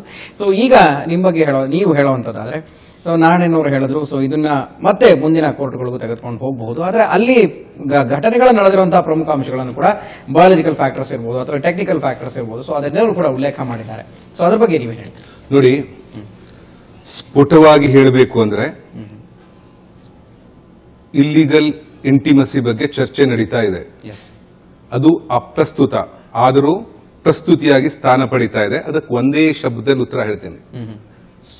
ಸ್ಫುಟವಾಗಿ ಪುಂಖಾನುಪುಂಖವಾಗಿ ಜಡ್ಜ್ಮೆಂಟ್ ನಲ್ಲಿ ಹೇಳ್ತಾರೆ ಏನಂತ, ಸೆಲ್ಯುಲರ್ ಫೋನಿನ ಟವರ್ ಲೊಕೇಶನ್ ನೋಡಿದೀವಿ, ಸಂತ್ರಸ್ತೆಯ ಟವರ್ ಲೊಕೇಶನ್ ನೋಡಿದಾಗ ಅವಳು ಬಳಸುವಂತಹ ಮೊಬೈಲಿನ ಸಿಡಿಆರ್ ಗಳನ್ನ ಪರಿಶೀಲನೆ ಮಾಡಿದಾಗ ರೇಪ್ ಆಗಿದೆ ಅಂತ ಅವಳು ಹೇಳಿದಂತಹ ಸಂದರ್ಭದಲ್ಲಿ ಸಂತ್ರಸ್ತೆ ಮಠದ ಆವರಣದಲ್ಲಿ ಇರಲಿಲ್ಲ. ಸೆಕ್ಷನ್ 59 ಪ್ರಕಾರ, ಎವಿಡೆನ್ಸ್ ಆಕ್ಟಿನ ಪ್ರಕಾರ ಪ್ರಾಸಿಕ್ಯೂಷನ್ ಹಾಜರು ಮಾಡಿದಂತಹ ಎರಡೂ ಪಕ್ಷದವರು ಇದರ ಬಗ್ಗೆ ಚಕಾರ ಶಬ್ದ ಎತ್ತದಂತಹ ಅತ್ಯಂತ ಮಹತ್ವದ ಎವಿಡೆನ್ಸಿನ ತುಣುಕು ಇದು ಆಗಿದ್ದರಿಂದ ಪ್ರಶ್ನಾತೀತವಾಗಿ ಸಂತ್ರಸ್ತೆಯ ರೇಪ್ ಆಗಿದೆ ಅನ್ನುವಂಥದ್ದು ಸಾಧಿಸುವಲ್ಲಿ, ಅದನ್ನ ಪ್ರೂವ್ ಮಾಡುವಲ್ಲಿ, ಸಿದ್ಧಪಡಿಸುವಲ್ಲಿ ಸಂಪೂರ್ಣವಾಗಿ ಪ್ರಾಸಿಕ್ಯೂಷನ್ ಅವರು ವಿಫಲರಾಗಿದ್ದಾರೆ ಅಂತ ಸ್ಪಷ್ಟವಾಗಿ ಹೇಳಿದ್ದಾರೆ. ಯಾವಾಗ ಗಂಡಸು ಹೆಂಗಸು ಆ ಸ್ಥಾನದಲ್ಲಿಯೇ ಇಲ್ವೋ, ಒಂದು ಹೇಳಿಲ್ಲ ಅವರು. ಒಂದು ಎಲೆಕ್ಟ್ರಾನಿಕ್ ಮಾಧ್ಯಮದ ಫಸ್ಟ್ ಹೇಳಿದ್ರು, ಎರಡನೇ ಹೇಳಿದ್ರು 8 ಬಟ್ಟೆಗಳನ್ನ ಕೊಟ್ಟಿದ್ದಾರೆ. 8 ಬಟ್ಟೆಗಳನ್ನ ಶೇಖರಿಸಿಟ್ಟಂತ ಬಟ್ಟೆ ಕೊಟ್ರು, ಅದು ಯಾವುದರಲ್ಲಿಯೂ ಬರಲಿಲ್ಲ, ಡಸ್ಟ್ ಬಿನ್ನಿನಲ್ಲಿ ಬಂತು ಅವ್ರು ಹೇಳಿದ ಪ್ರಕಾರ. ಅವ್ರದೇ ವಾದ ಒಪ್ಕೊಳ್ಳುವ. 8 ಶೇಖರಿಸಿದ ಬಟ್ಟೆಗಳು ಮತ್ತೆ ಸ್ಪಷ್ಟವಾಗಿ ಸಂತ್ರಸ್ತೆ ಹೇಳಿದ್ದು, ನನಗೆ ಕಾಲಿಗೆ ತಂಪಾದಾಗಾಯ್ತು, ಅದಕ್ಕೆ ನಾನು ಅಲ್ಲಿ ಮತ್ತೆ ಹೋಗಿ ಮಾರ್ಕ್ ಮಾಡಿದೆ, ಗುರುತು ಮಾಡಿಕೊಂಡೆ, ಅದರ ಮುಂದೆ ಬರದೆ ಯಾವ ತಾರೀಕಿಗಾಗಿದ್ದು ಅಂತ ಅದನ್ನ ಕಪಾಟಿನಲ್ಲಿ ಹೋಗಿ ಶೇಖರಿಸಿಟ್ಕೊಂಡೆ. ಸಿಐಡಿ ಪೊಲೀಸರು ಮನೆಗೆ ಬಂದಾಗ ಅದನ್ನು ನಾನು ತೆಗೆದುಕೊಟ್ಟೆ. ಅದನ್ನ ನೋಡಿದಾಗ ಒಂದು ಏನು ಇಲ್ಲ, ನೆಗೆಟಿವ್ ರಿಪೋರ್ಟ್ ಬಂದಿದೆ ಪ್ರಾಸಿಕ್ಯೂಷನ್ ಕೊಟ್ಟಂತಹ ರಿಪೋರ್ಟ್ ನಲ್ಲಿ. ಅದಕ್ಕೆ ನಾನು ಕೋರ್ಟ್ ನಲ್ಲಿ ಹೇಳಿದೆ, ಸ್ವಾಮಿ ಅವ್ರ ಕೈಯಲ್ಲಿ ನೋಡಿದ್ದು ಪಂಚೇಂದ್ರಿಯಗಳ ಮೂಲಕ ಅವ್ರ ಪ್ರಕಾರ ಅದನ್ನು ಆಸ್ವಾದ ಮಾಡಿದ್ದಾರೆ. ಅವರು ಕಾಯ ವಾಚ ಮನಸ್ಸ ಸತ್ಯ ಅಂತ ತಿಳ್ಕೊಂಡಿದ್ದಾರೆ. ಅಂತಹ ಒಂದು ಪುರಾವೆಯಲ್ಲಿ ಚಕಾರ ಕಿಂಚಿತ್ತು ರೇಪಲ್ಲ, ಗಂಡಸು ಹೆಂಗಸು ಸಂಗಮ ಆಗಿದೆ ಅನ್ನುವಂತದ್ದೇ ಇಲ್ಲ. ಆವಾಗ ಇಲ್ಲಿ ಪ್ರಶ್ನೆ ಎಲ್ಲಿ? ಅದಕ್ಕೆ ನಾನು ಸ್ಪಷ್ಟವಾಗಿ ಹೇಳ್ತಾ ಇದ್ದೆ, ಅವರಿಗೆ ಕೇವಲ ಜಡ್ಜ್ಮೆಂಟಿನ ಒಂದೊಂದು ಪಾರಾಗಳನ್ನು ಕೊಟ್ಟು ಓದಿಸಬೇಡಿ ಸಂಪೂರ್ಣವಾಗಿ. ಯಾಕೆಂದ್ರೆ ಅವ್ರು ಹ್ಯಾಂಡಿಕ್ಯಾಪ್ ಆಗಿದ್ದಾರೆ ಪಾಪ, ಸಂಪೂರ್ಣ ಸಂಗ್ರಹ ಇಲ್ಲ. ಅವ್ರಿಗೆ ಎಲ್ಲಾ ದಾಖಲಾತಿ ಕೊಡಿ. ಅದನ್ನು ನೋಡಿದ್ರೆ ಅದರಲ್ಲಿ ಹಿರಿಯ ನ್ಯಾಯವಾದಿಗಳು ಅವರಿಗೆ ಹೇಳ್ಬಹುದು ಎಷ್ಟೋ ಜನಸಾಮಾನ್ಯನಾಗಿ ನನ್ನ ಒಂದು ಅಬ್ಸರ್ವೇಷನ್ ನಾನು ಹೇಳ್ತೇನೆ. ಸಿಐಡಿ ಅವರು 1300 ಪುಟಗಳ ವರದಿಯನ್ನ ಕೊಟ್ಟರು, ಚಾರ್ಜ್ ಶೀಟ್ ಅನ್ನು ಹಾಕಿದ್ರು. ಚಾರ್ಜ್ ಶೀಟ್ ಹಾಕಿದ ಮೇಲೆ ಒಬ್ಬ ಸಾಮಾನ್ಯ ವ್ಯಕ್ತಿಗಾದ್ರೆ ಡಿಸ್ಚಾರ್ಜ್ ಅಪ್ಲಿಕೇಶನ್ ಹಾಕಿದ ತಕ್ಷಣ ಆರ್ಡರ್ಸ್ ಬರೀತಾರೋ, ಇದು ಹೈ ಪ್ರೊಫೈಲ್ ಕೇಸ್ ಆಗಿದ್ದಕ್ಕಾಗಿ ಇಲ್ಲೇನ್ ನನಗೆ ಗೊತ್ತಿಲ್ಲ. ಜನಸಾಮಾನ್ಯ ಮಾತನಾಡುವುದಕ್ಕೆ ಉತ್ತರ ಹೇಳ್ಬಿಡ್ತೀನಿ. ಒಂದು ನಿಮಿಷ, ಕೋರ್ಟ್ ಅಲ್ಲಿ ಟ್ರಯಲ್ ಆಗಬೇಕಾಗ್ತದೆ. ಒಂದಂಶ ಈ ಸಾಕ್ಷಿಗಳನ್ನ ಹೇಳ್ತೇನೆ, ಅನೇಕ ಸಾಕ್ಷಿಗಳನ್ನ, ನೂರಾರು ಸಾಕ್ಷಿಗಳನ್ನ ಇದು ಮಾಡಿರ್ತಾರೆ. ಅವ್ರನ್ನ ಕರೆದೆ ಇದು ಡಿಸ್ಚಾರ್ಜ್ ಮಾಡಿರುವಂತಹ ಕ್ರಮವೇ ಯಾರು ಒಪ್ಪಲಿಕ್ಕೆ ಸಾಧ್ಯವಿಲ್ಲ. Yes, ನೋಡಿ, yes, ಕೋರ್ಟಿಗೆ yes. ಹೋಗಿದ್ದು ಪ್ರೇಮಲತಾ, ಕೋರ್ಟಿಗೆ ಹೋಗಿದ್ದು ಪ್ರೇಮಲತಾ, ಕೋರ್ಟಿಗೆ ಪ್ರೇಮಲತಾ ಈ ಕೇಸ್ನಲ್ಲಿ ಏನು ಆಗ್ತಿರ್ಲಿಲ್ಲ. ಒಂದು ದಿವಸ ಕೋರ್ಟಿಗೆ ಅಟೆಂಡ್ ಆಗಿಲ್ಲ ಅಂದ್ರೆ ಅವನ ಬಾಡಿ ವಾರೆಂಟ್ ಆಗ್ತದೆ. ಈ ಕೇಸ್ನಲ್ಲಿ ಬಾಡಿ ವಾರೆಂಟ್ ಆಗ್ತದೆ ಜನಸಾಮಾನ್ಯನಿಗೆ. ಹೌದು. ಈ ಕೇಸ್ನಲ್ಲಿ ಏನೂ ಆಗಿರ್ಲಿಲ್ಲ. ಪ್ರೇಮಲತಾ ಸಂತ್ರಸ್ತೆಯವರು ಕಾನೂನಿನ ಕದವನ್ನ ತಟ್ಟಿದ್ರು. ಅಲ್ವಾ ವಕೀಲರೇ? ನಾರಾಯಣ ಸಾಹೇಬ್ರೆ ಅದರ ವಕೀಲರು ಏನು ಹೇಳಿಕೊಂಡ್ರು, ನನಗೆ ಇಲ್ಲಿಂದ ಬೇರೆ ಕೋರ್ಟಿಗೆ ನನ್ನನ್ನು ಈ ಕೇಸನ್ನು ವ್ಯಾಜ್ಯನ್ನ ಟ್ರಾನ್ಸ್ಫರ್ ಮಾಡ್ರಿ ಅಂತ ಕೇಳ್ಕೊಂಡ್ರು. ಮೊದಲನೇ ಸಲ ಅಲ್ಲ ಇಂಥದ್ದು ಹಾಕಿದ್ದು, 3 ಸಲ ಬೇರೆ ಬೇರೆ ಅಲಿಗೇಷನ್ ಮಾಡಿದ್ದಾರೆ. ಅದನ್ನ ಮಾನ್ಯ ಉಚ್ಚ ನ್ಯಾಯಾಲಯ ನೋಡಿ ಇದೇ ಹ್ಯಾಬಿಟ್ ಅನ್ನು ಹೊಂದಿದ್ದಾರೆ. 3 ಸಲ ಆಗಿದೆ ಇಂತಹದ್ದು. ಇದು 4ನೇ ಪ್ರಯತ್ನ. ಇಷ್ಟೆಲ್ಲ ಪ್ರಯತ್ನ ಮಾಡೋರಿಗೆ ಇನ್ನೂ ಬಿಟ್ರೆ ಏನಾಗ್ತಿದೆ, ಇನ್ನೂ ಒಂದು 4 ಕಂಪ್ಲೇಂಟ್ ಹೆಚ್ಚಿಗೆ ಹಾಕ್ತಾರೆ. ಅದಕ್ಕೆ ಅವರಂದ್ರೇನು, 1 ತಿಂಗಳ ಒಳಗಾಗಿ ಮುಗಿಸ್ರಿ ಅಂತ ಆದೇಶ ಕೊಟ್ರು. ಏನಿದ್ರು 1 ತಿಂಗಳ ಒಳಗೆ ಮುಗಿಸ್ರಿ ಅಂತ. 1 ತಿಂಗಳ ಒಳಗೆ ಮುಗಿಸ್ರಿ ಅಂತ ಹೇಳಿದ್ದಕ್ಕೆ ಅದನ್ನ ಈ 26 ದಿವಸದಲ್ಲಿ ಜಡ್ಜ್ ಮುಗಿಸ್ಬೇಕಾಯ್ತು. ಎಸ್ ಶರ್ಮಾ ಅವರೇ ನೀವೇನ್ ಹೇಳ್ತೀರಿ ಅದಕ್ಕೆ? ನೋಡಿ, ನಮ್ಮ ಅಶ್ವಿನ್ ಕುಮಾರ್ ಅವರು ಒಂದು ವಿಚಾರ ಹೇಳಿದರು. ಸಾಮಾನ್ಯ ವ್ಯಕ್ತಿಯಾಗಿ ನಾನು ಹೇಳುದಿದ್ರೆ ಇದು ಡಿಸ್ಚಾರ್ಜ್ ಮಾಡಲಿಕ್ಕೆ ಸಾಧ್ಯವಾ ಅಂತ ಹೇಳಿ. ನನ್ನ ಒಂದು ಅಭಿಪ್ರಾಯ ಏನಂತ ಹೇಳಿದ್ರೆ, ನೋಡಿ, ಸಾಮಾನ್ಯ ವ್ಯಕ್ತಿಯಾಗ್ಲಿ ಅಥವಾ ವಕೀಲರಾಗ್ಲಿ ಕಾನೂನು ಒಂದೇ. ಎಷ್ಟೋ ಜಜ್ಮೆಂಟ್ಗಳನ್ನ ಪೇಜ್ ನಂಬರ್ 32 ಈ ಜಜ್ಮೆಂಟ್ ಅಲ್ಲಿ Supreme Court judgement, high court judgement ಅನ್ನ ನ್ಯಾಯಾಧೀಶರು ಕೋರ್ಟ್ ಮಾಡ್ತಾರೆ. ಎಲ್ಲಾ ಕೇಸ್ಗಳಲ್ಲಿ ಖಂಡಿತ ಎಲ್ಲಾ ರೇಪ್ ಕೇಸ್ಗಳಲ್ಲಿ ಟ್ರಯಲ್ ಆಗಬೇಕಾಗಿಲ್ಲ. ಕೆಲವೊಂದು ನಿಜವಾದಂತಹ ಮೆಟೀರಿಯಲ್ ಪ್ರೈಮಾ ಫೇಸಿ ಇದ್ರೆ ಮಾತ್ರ ಟ್ರಯಲ್ ಆಗಬೇಕು. ಪ್ರೈಮಾ ಫೇಸಿ ಮೆಟೀರಿಯಲ್ ಇಲ್ಲದಂತಹ ಪಕ್ಷದಲ್ಲಿ ನ್ಯಾಯಾಧೀಶರ ಕೈ ಕಟ್ಟಲಿಲ್ಲ ಕಾನೂನು. ಅವರನ್ನು ಕೂಡಲೇ ಖುಲಾಸೆಗೊಳಿಸಿ, ಅವರನ್ನು ಕೂಡಲೇ ಡಿಸ್ಚಾರ್ಜ್ ಮಾಡಿ ಅಂತಲೇ ಸುಪ್ರೀಂ ಕೋರ್ಟ್ ಹೇಳಿದೆ, ಮತ್ತೆ ವೇರಿಯಸ್ ಹೈಕೋರ್ಟ್ಸ್ ಹೇಳಿದೆ. ಇನ್ನೊಂದು ಮುಖ್ಯ ವಿಚಾರ ಮಾನ್ಯ ನಾಣಯ್ಯನವರು ಹೇಳಿದ್ರು. ಏನಂತ ಹೇಳಿದ್ರೆ, ಈ ಪ್ಯಾರಾ ನಂಬರ್ 82ರಲ್ಲಿ ಈ ತರ ಬರೆದಿದ್ದಾರೆ ಅಂತ ಹೇಳಿ ಶಂಕರ ಹೆಗಡೆ ಅವರು ಹೇಳಿದ್ರು. ನಿಜವಾಗಿಯೂ ಅದು ಅಪ್ರಸ್ತುತ. ಆದ್ರೆ ನಾವು ಯಾವಾಗಲೂ ಒಂದು ಜಡ್ಜ್ಮೆಂಟ್ ಅನ್ನು ಓದುವಾಗ ಜಡ್ಜ್ಮೆಂಟ್ ಆಸ್ ಎ ಹೋಲ್ ಓದಬೇಕಂದ್ರೆ ಸಂಪೂರ್ಣ ಓದಬೇಕು. ಅಲ್ಲ, ಈಗ ಒಂದು ವರದಿಯಲ್ಲಿರುವಂತಹ ಒಂದು ಪದ ಏನಿದೆ, ಇಲ್ಲಿಗಲ್ ಇಂಟಿಮೆಸಿ ಅನ್ನುವಂಥದ್ದು ನೋಡಿ, ದಯವಿಟ್ಟು ನೋಡಿ, ನಾನು ಇಂಟರ್ಫಿಯರ್ ನಾನೇನವರೇ ನಾನು ಹೇಳುದನ್ನು ಸ್ವಲ್ಪ ನಾನು ನಿಮ್ಗೆ ಇಂಟರ್ಫಿಯರ್ ಮಾಡಲಿಲ್ಲ. ನಾನು ನಿಮ್ಮ ಬಗ್ಗೆ ತುಂಬಾ ಗೌರವ ಹೊಂದಿದ್ದೇನೆ. ಸ್ವಲ್ಪ ತಾವು ಕೇಳಬೇಕು. ನೋಡಿ, ಅದರಲ್ಲಿ ಏನು ಬರೆದಿದೆ. ನಾನು ಕೇಳಿದ ಆಂಕರ್ ಕೇಳಿದ ಅದನ್ನ, ಯಾಕೆಂದ್ರೆ ಆ ಒಂದು ಪದ ಇದೆಯಲ್ಲ ಇಲ್ಲಿಗಲ್ ಇಂಟಿಮೆಸಿ ಅನ್ನುವಂಥದ್ದು, ಸೊ ಅದು ಆಗದ್ರಲ್ಲಿ ಅಪ್ರಸ್ತುತ ಅಂತ ಹೇಳ್ತೀರಾ? ಸೊ ಅಪ್ರಸ್ತುತ ಅಂತ ಹೇಳ್ತೀರಾ? ಅದು ಅಲ್ಲ ಸರ್, ಅದೇ ಈ ವಿಚಾರದಲ್ಲಿ ಅಲ್ಲ. ನಾನೇನ್ ಹೇಳುದು, ಹೈಪೋಥೆಟಿಕಲಿ ಎಲ್ಲಿ ಲೈಂಗಿಕ ಕ್ರಿಯೆ ಪ್ರೂವ್ ಆಗಿದೋ, ಇಲ್ಲಿ ನ್ಯಾಯಾಧೀಶರು ಏನ್ ಹೇಳಿದ್ದಾರೆ, ಪ್ಯಾರಾಗ್ರಾಫ್ ನಂಬರ್ 61ರಲ್ಲಿ ಏನ್ ಹೇಳಿದ್ದಾರೆ, ಲೈಂಗಿಕ ಕ್ರಿಯೆ ಪ್ರೂವ್ ಆದ ಇದರಲ್ಲಿ ನಡೆದಿದೆ ಎಂಬುದಕ್ಕೆ ಪುರಾವೆ ಇಲ್ಲ ಅಂತ ಹೇಳಿ. ಅದನ್ನು ಬಿಟ್ಟು ಇನ್ನೊಂದು ಓದುದಲ್ಲ, ಎರಡನ್ನೂ ಓದುವ ನಾವು. ಲೈಂಗಿಕ ಕ್ರಿಯೆ ನಡೆದಿಲ್ಲ, ಅದಕ್ಕೆ ಬೇಕಾದಂತಹ ಮೇಲ್ನೋಟಕ್ಕೆ ಬೇಕಾದಂತಹ ಯಾವುದೇ ಒಂದು ಆಧಾರಗಳಿಲ್ಲ ಅಂತ ಬರೆದ ಮೇಲೆ ಹೈಪೋಥೆಟಿಕಲಿ ಬೇರೆ ಯಾವುದು ಒಂದು ವೇಳೆ ಲೈಂಗಿಕ ಕ್ರಿಯೆ ಆಗಿದೆ ಎಂದು ಪುರಾವೆ ಆದ ಪಕ್ಷದಲ್ಲಿ ಈ 169 ಸಲ ಲೈಂಗಿಕ ಕ್ರಿಯೆ ಆಗಿದೆ ಅಂತ ಹೇಳಿ ಆದರೆ ಅದು ಲೈಂಗಿಕ ಅತ್ಯಾಚಾರ ಆಗ್ಲಿಕ್ಕಿಲ್ಲ ಅಂತ ಹೇಳಿ. ಸೊ ಬೇರೆ ಯಾವುದಾದ್ರೂ ಒಂದು ಕೇಸ್ನಲ್ಲಿ ಇಂತಹ ಒಂದು ಆರೋಪ ಇದ್ದ ಪಕ್ಷದಲ್ಲಿ ಲೈಂಗಿಕ ಕ್ರಿಯೆ ಪ್ರೂವ್ ಆದ ಪಕ್ಷದಲ್ಲಿ ಅಂತ ಹೇಳಿ ಹೇಳಿದ್ದಾರೆ ಅಷ್ಟೇ ಹೊರತು ಇದರಲ್ಲಿ ಹೇಳಿಲ್ಲ. ನೋಡಿ, ನಾನು ಹೇಳ್ತೇನೆ. ಇನ್ನೊಂದು ನಮ್ಮ ಮಾನ್ಯ ಶಿವಕುಮಾರ್ ಅವರು ಹೇಳಿದ್ರು, ಏನಂತ ಹೇಳಿದ್ರೆ, ಒಂದು ರೀತಿಯ ನೃತ್ಯ ಮಾಡಿದ ವಿಚಾರ ಹೇಳಿದ್ರು. ಪೂಜಾ ಕಾಲದಲ್ಲಿ, ದೇವರಿಗೆ ಪೂಜಾ ಕಾಲದಲ್ಲಿ ನೃತ್ಯಂ ಸಮರ್ಪಯಾಮಿ ಅಂತ ಹೇಳಿ ಕೂಡ ಎಲ್ಲಿ ಶಾಸ್ತ್ರವನ್ನು ಓದಿದ್ದೀರಿ ನೀವು? ಎಲ್ಲಿ ಶಾಸ್ತ್ರ? ಶಂಭು ಶರ್ಮಾಜಿ ಶಾಸ್ತ್ರವನ್ನು ಓದಿದ್ದೀರಿ?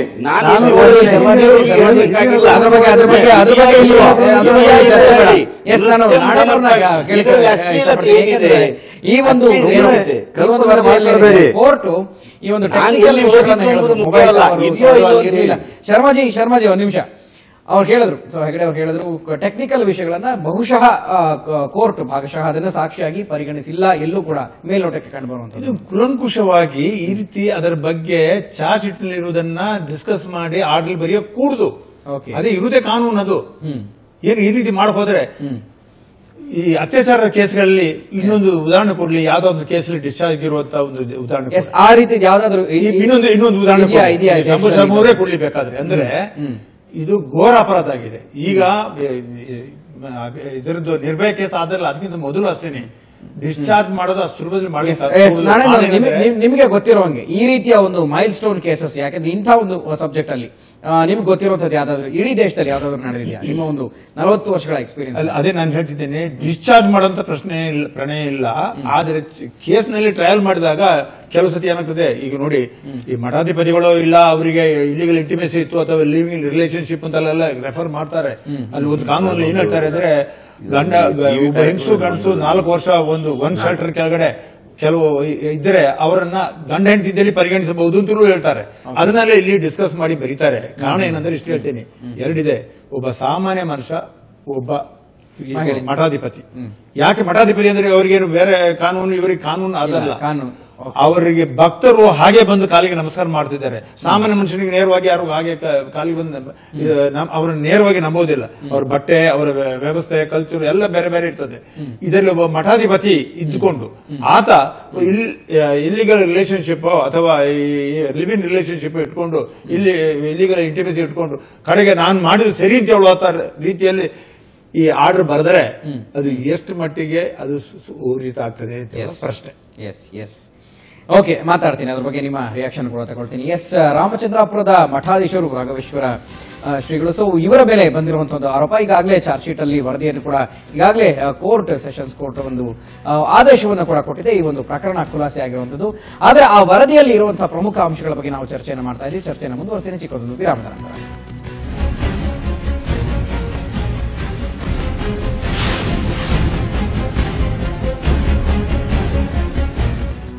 ಎಸ್, ಚರ್ಚೆಗೆ ಮತ್ತೊಮ್ಮೆ ಸ್ವಾಗತ. ಚರ್ಚೆನ ಮುಂದುವರಿಸೋಣ.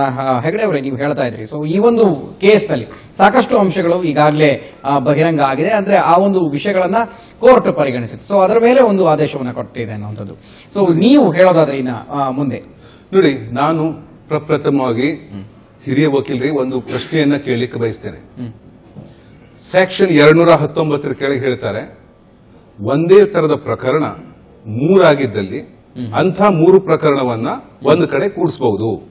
ಅದಕ್ಕಿಂತ ಹೆಚ್ಚಾದಂತಹ ಪಕ್ಷದಲ್ಲಿ ಅದನ್ನ ಒಂದೇ ಪ್ರಕರಣ ಮಾಡಲಿಕ್ಕೆ ಬರುವುದೇ ಇಲ್ಲ. ಹಾಗೆ ಮಾಡಿದರೆ ಇಟ್ ಈಸ್ ಇಲ್ಲೀಗಲ್, ಅದನ್ನು ಕನ್ಸಿಡರ್ ಮಾಡಲಿಕ್ಕೆ ಬರುವುದೇ ಇಲ್ಲ ಅನ್ನುವಂಥದ್ದು ಕಾನೂನು. 219 ಪ್ರತಿಯನ್ನು ಸಹ ಕೊಟ್ಟಿದ್ದೀನಿ. ಈಗ ನನ್ನ ಪ್ರಶ್ನೆ, ಇದರಲ್ಲಿ 169 ಸಲ ನನ್ನ ರೇಪ್ ಆಗಿದೆ ಅಂತ ಹೇಳ್ತಾರೆ.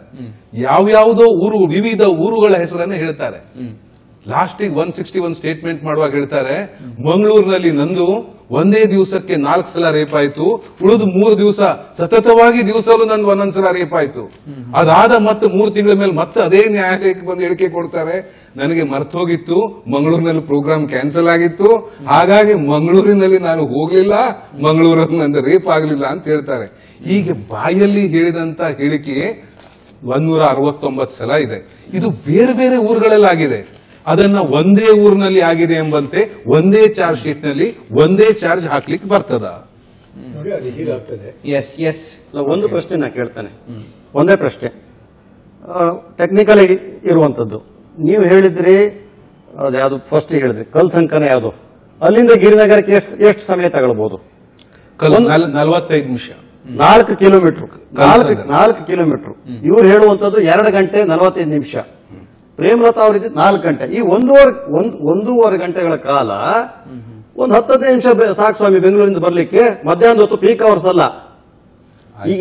ಈ ಒಂದು ಆಧಾರ, it is a common sense. ಈ ಒಂದು ಆಧಾರದ ಮೇಲೆ ಜಡ್ಜ್ ಈ ತರ ಹೇಳಿದ್ದಾರೆ ಅಂತ ಹೇಳಿದ್ರೆ ಇದು ಒಪ್ಲಿಕ್ಕೆ ಆಗೋದಿಲ್ಲ. ನೋಡಿ, ಅದಕ್ಕೆ ಸ್ಪಷ್ಟವಾಗಿ ಹೇಳ್ತೇನೆ. ಅದಕ್ಕೆ ನಾನು ಮೊದಲೇ ಹೇಳಿದೆ, ಪಾಪ ನೋಡಿ ಅವರಿಗೆ ಫೋನ್ ಮಾಡಿದ್ರು ಯಾರೋ, ಆಗ್ಲಿ ನಾನು ಅದಕ್ಕೆ ಉತ್ತರ ಹೇಳ್ಬಿಡ್ತೇನೆ ಪಾಪ. ಯಾಕೆಂದ್ರೆ ಅವ್ರಿಗೆ ಗೊತ್ತಿದ್ರೆ ಸತ್ಯವಾಗ್ಲೂ ಅವ್ರು ಆ ಪ್ರಶ್ನೆ ಕೇಳ್ತಿರ್ಲಿಲ್ಲ. ಯಾಕೆಂದ್ರೆ ಇದರಲ್ಲಿ ಏನಿದೆ ಸಾಹೇಬ್ರೆ, ದಯವಿಟ್ಟು ನೋಡಿ, ನಾನು ನಿಮ್ ಬಗ್ಗೆ ಹೈಯೆಸ್ಟ್ ರಿಗಾರ್ಡ್ ಇದೆ. ಯಾಕೆಂದ್ರೆ ಸ್ಪಷ್ಟವಾಗಿ ಪ್ರೇಮಲತಾ ಅವರು ನಾನು 2 ಗಂಟೆಗೆ ಮಠಕ್ಕೆ ಬಂದೆ.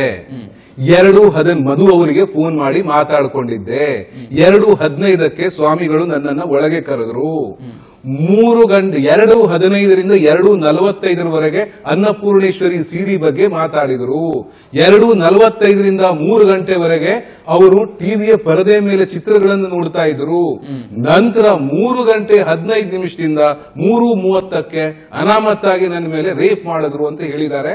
ಅದನ್ನ ಕಾರವಾರದಲ್ಲಿ ಒಂದು ನಿರ್ಮಿತಿ ಕೇಂದ್ರ ಇದೆ, ಅದರ ಸೂಪರಿಂಟೆಂಡೆಂಟು, 2 ಇಂಡಿಪೆಂಡೆಂಟ್ ವಿಟ್ನೆಸ್, ಸಿಐಡಿ, ಆಮೇಲೆ ಸಮಸ್ತ ಪೊಲೀಸ್ ವರ್ಗ ಅದರ ಸಂಗಡ ವಿಡಿಯೋ ಮತ್ತು ಆಡಿಯೋಗ್ರಾಫ್ ಮಾಡಿಕೊಂಡಿದ್ದಾರೆ ಈ ಹೇಳಿಕೆಯನ್ನ.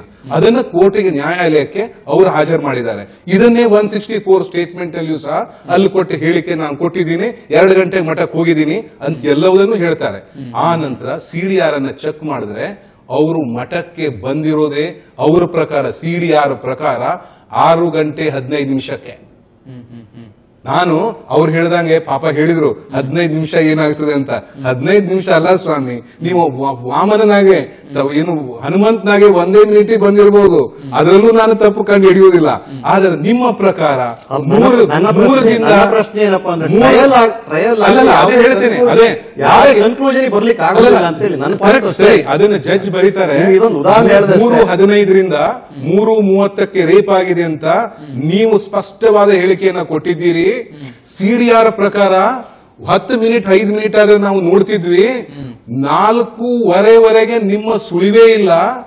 6:15 ಪ್ರಪ್ರಥಮವಾಗಿ ನೀವು ಮಠಕ್ಕೆ ಬಂದಿದ್ದೀರಿ.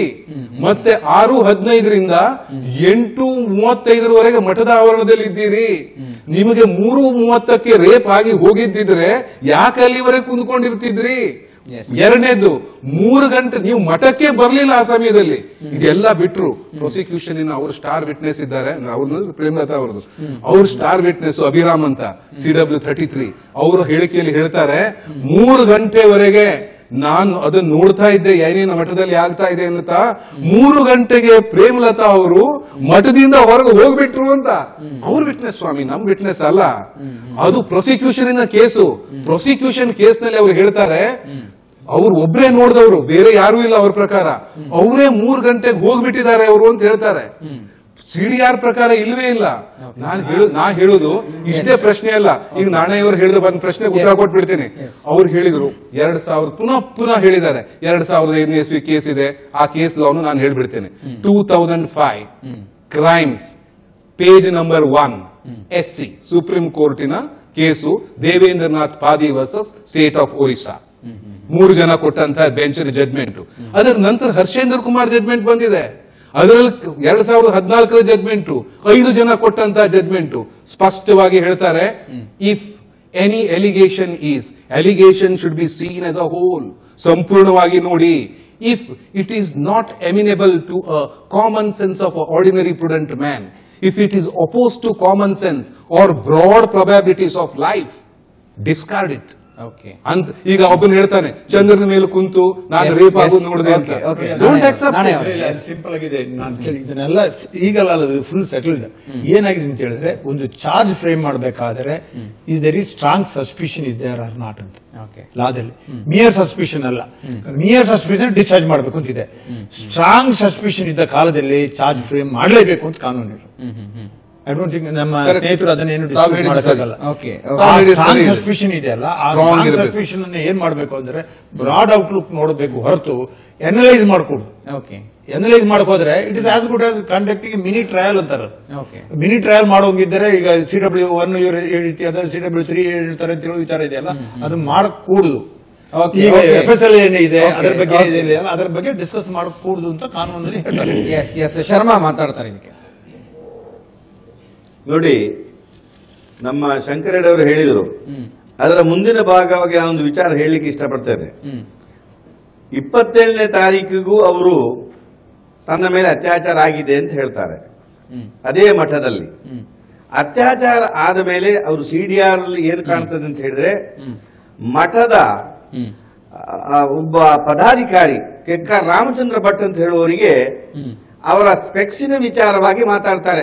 ಅತ್ಯಾಚಾರ ಆಗಿದೆ ಅಂತ ಹೇಳುವ ಘಟನೆ ಸಮಯದ ನಂತರ 9:15 ನಂತರ ಸ್ಪೆಕ್ಸಿನ ವಿಚಾರ ಮಾತಾಡ್ತಾರೆ, ಅವ್ರ ಹತ್ರ ಸುಖ ದುಃಖ ಮಾತಾಡ್ತಾರೆ, ಅವರ ಆರೋಗ್ಯದ ಬಗ್ಗೆ ವಿಚಾರಿಸ್ತಾರೆ. ಹೀಗೆ ಪರಸ್ಪರ ಒಳ್ಳೆ ವಿಚಾರವನ್ನು ಮಾತಾಡ್ತಾರೆ ಸಾಧಾರಣ 1.5 ನಿಮಿಷ. ನಿಜವಾಗಿ ಅತ್ಯಾಚಾರ ಆಗಿತ್ತು ಅಂತ ಹೇಳಿ ಆದ್ರೆ ಅಂತಹ ಒಂದು ಮಾತುಕತೆ ಯಾವುದೇ ಒಂದು ಸಂತ್ರಸ್ತ ಮಹಿಳೆ ಮಾಡ್ಲಿಕ್ಕೆ ಸಾಧ್ಯ ಇದೆಯಾ? ಒಂದು ಪಾಯಿಂಟ್. ಇನ್ನೊಂದು ಪಾಯಿಂಟ್, ನಾಣಯ್ಯನವರು ಇನ್ನೊಂದು ವಿಚಾರ ಹೇಳಿದ್ರು, ಸಸ್ಪಿಷನ್ ಇದ್ರೆ ಸಾಲದು, ಸ್ಟ್ರಾಂಗ್ ಸಸ್ಪಿಷನ್ ಇದ್ರೆ ಚಾರ್ಜ್ ಶೀಟ್ ಫೈಲ್ ಮಾಡಬಹುದು, ಚಾರ್ಜ್ ಫ್ರೇಮ್ ಮಾಡಬಹುದು ಅಂತ ಹೇಳಿ. ಸಸ್ಪಿಷನ್ ನಲ್ಲಿ ಚಾರ್ಜು ಮಾಡಬಾರದು, ಮತ್ತೆ ಸಸ್ಪಿಷನ್ ನಲ್ಲಿ ಚಾರ್ಜ್ ಶೀಟು ಫೈಲ್ ಮಾಡಬಾರದು. ಸ್ಟ್ರಾಂಗ್ ಪ್ರೈಮಾ ಫೇಸಿ ಕೇಸ್ ಬೇಕು, ಸಸ್ಪಿಷನ್ ಅಲ್ಲ. ಅನುಮಾನದಲ್ಲಿ ಕೇಸ್ ಮಾಡು ಅಂತೇಳಿ ಕಾನೂನು ಹೇಳುತ್ತಾ ಇಲ್ಲ. ಕ್ರಿಮಿನಲ್ ಜೂರಿಸ್ಪ್ರುಡೆನ್ಸ್ ಆಗ್ಲಿ, ಸಿವಿಲ್ ಜೂರಿಸ್ಪ್ರುಡೆನ್ಸ್ ಆಗ್ಲಿ, ಈಗ ಶಂಕರ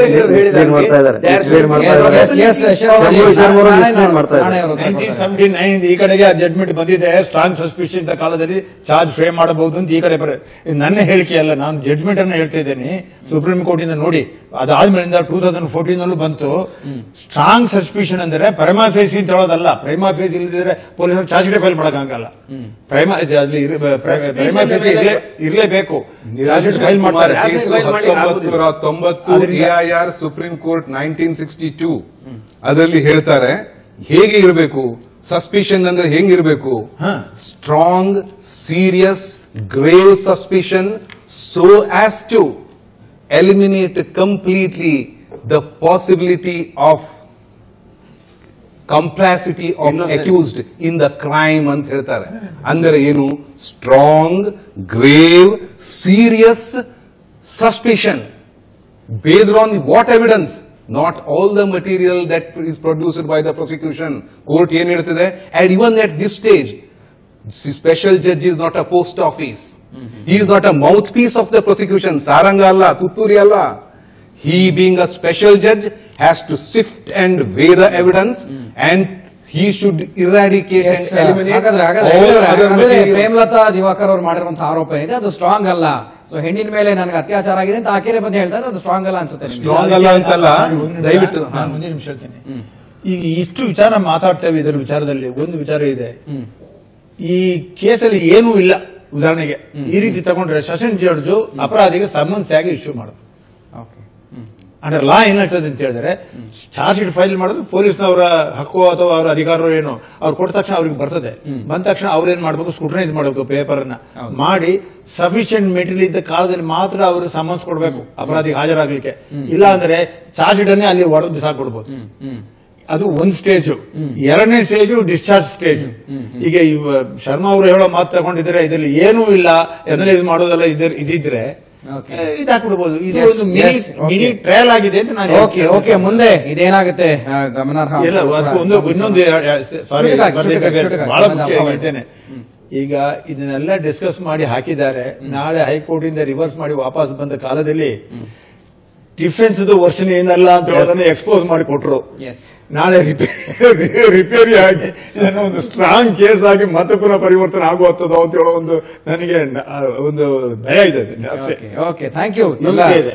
ಅತಿಥಿಗಳಿಗೆ ಕಾರ್ಯಕ್ರಮಕ್ಕೆ ಬಂದು ಸಾಕಷ್ಟು ಚರ್ಚೆಯಲ್ಲಿ ಭಾಗವಹಿಸಿದ್ರು. ಹಾಗೆಯೇ ಮಂಗಳೂರಿನ ಸ್ಟುಡಿಯೋದಿಂದ ಇದ್ದಂತಹ ಶಂಭು ಶರ್ಮಾ ಅವರು ಕೂಡ ಧನ್ಯವಾದ ಚರ್ಚೆಯಲ್ಲಿ ಭಾಗವಹಿಸಿದ್ದಕ್ಕೆ. ಶರ್ಮಾ ಅವರೇ, ಎಸ್, ರಾಘವೇಶ್ವರ ಶ್ರೀಗಳ ವಿರುದ್ಧ ಬಂದಿದ್ದಂತಹ ಆರೋಪ ಸಾಕಷ್ಟು ದಿನಗಳ ಕಾಲ, ಅಂದ್ರೆ ಸಾಕಷ್ಟು 2014ರಿಂದ ಈ ಒಂದು ಕೇಸ್ ನಿನ್ನೆವರೆಗೂ ಕೂಡ ನಡ್ಕೊಂಡು ಬಂತು. ನಿನ್ನೆ ಆರೋಪ ಮುಕ್ತರಾಗಿದ್ದಾರೆ. ಆದರೆ ಇದು ಅಂತಿಮ ಅಲ್ಲ ಅನ್ನುವಂಥದ್ದನ್ನು ಕೂಡ ಎಲ್ಲರೂ ಕೂಡ ಒಪ್ಕೊಳ್ತಾ ಇದ್ದಾರೆ. ಮುಂದೆ ಇದು ಸಾಕಷ್ಟು ಮಜಲುಗಳನ್ನ ಕೂಡ ಪಡ್ಕೊಳ್ಬಹುದು ಅನ್ನುವಂಥದ್ದು. ಸೊ ಇದಾಗಿತ್ತು ಇವತ್ತಿನ ಚರ್ಚೆಯ ವಿಷಯ. ನೇರ ನಿರಂತರ ಸುದ್ದಿಗಾಗಿ ನೋಡ್ತಾ ಇರಿ ಸುವರ್ಣ ನ್ಯೂಸ್.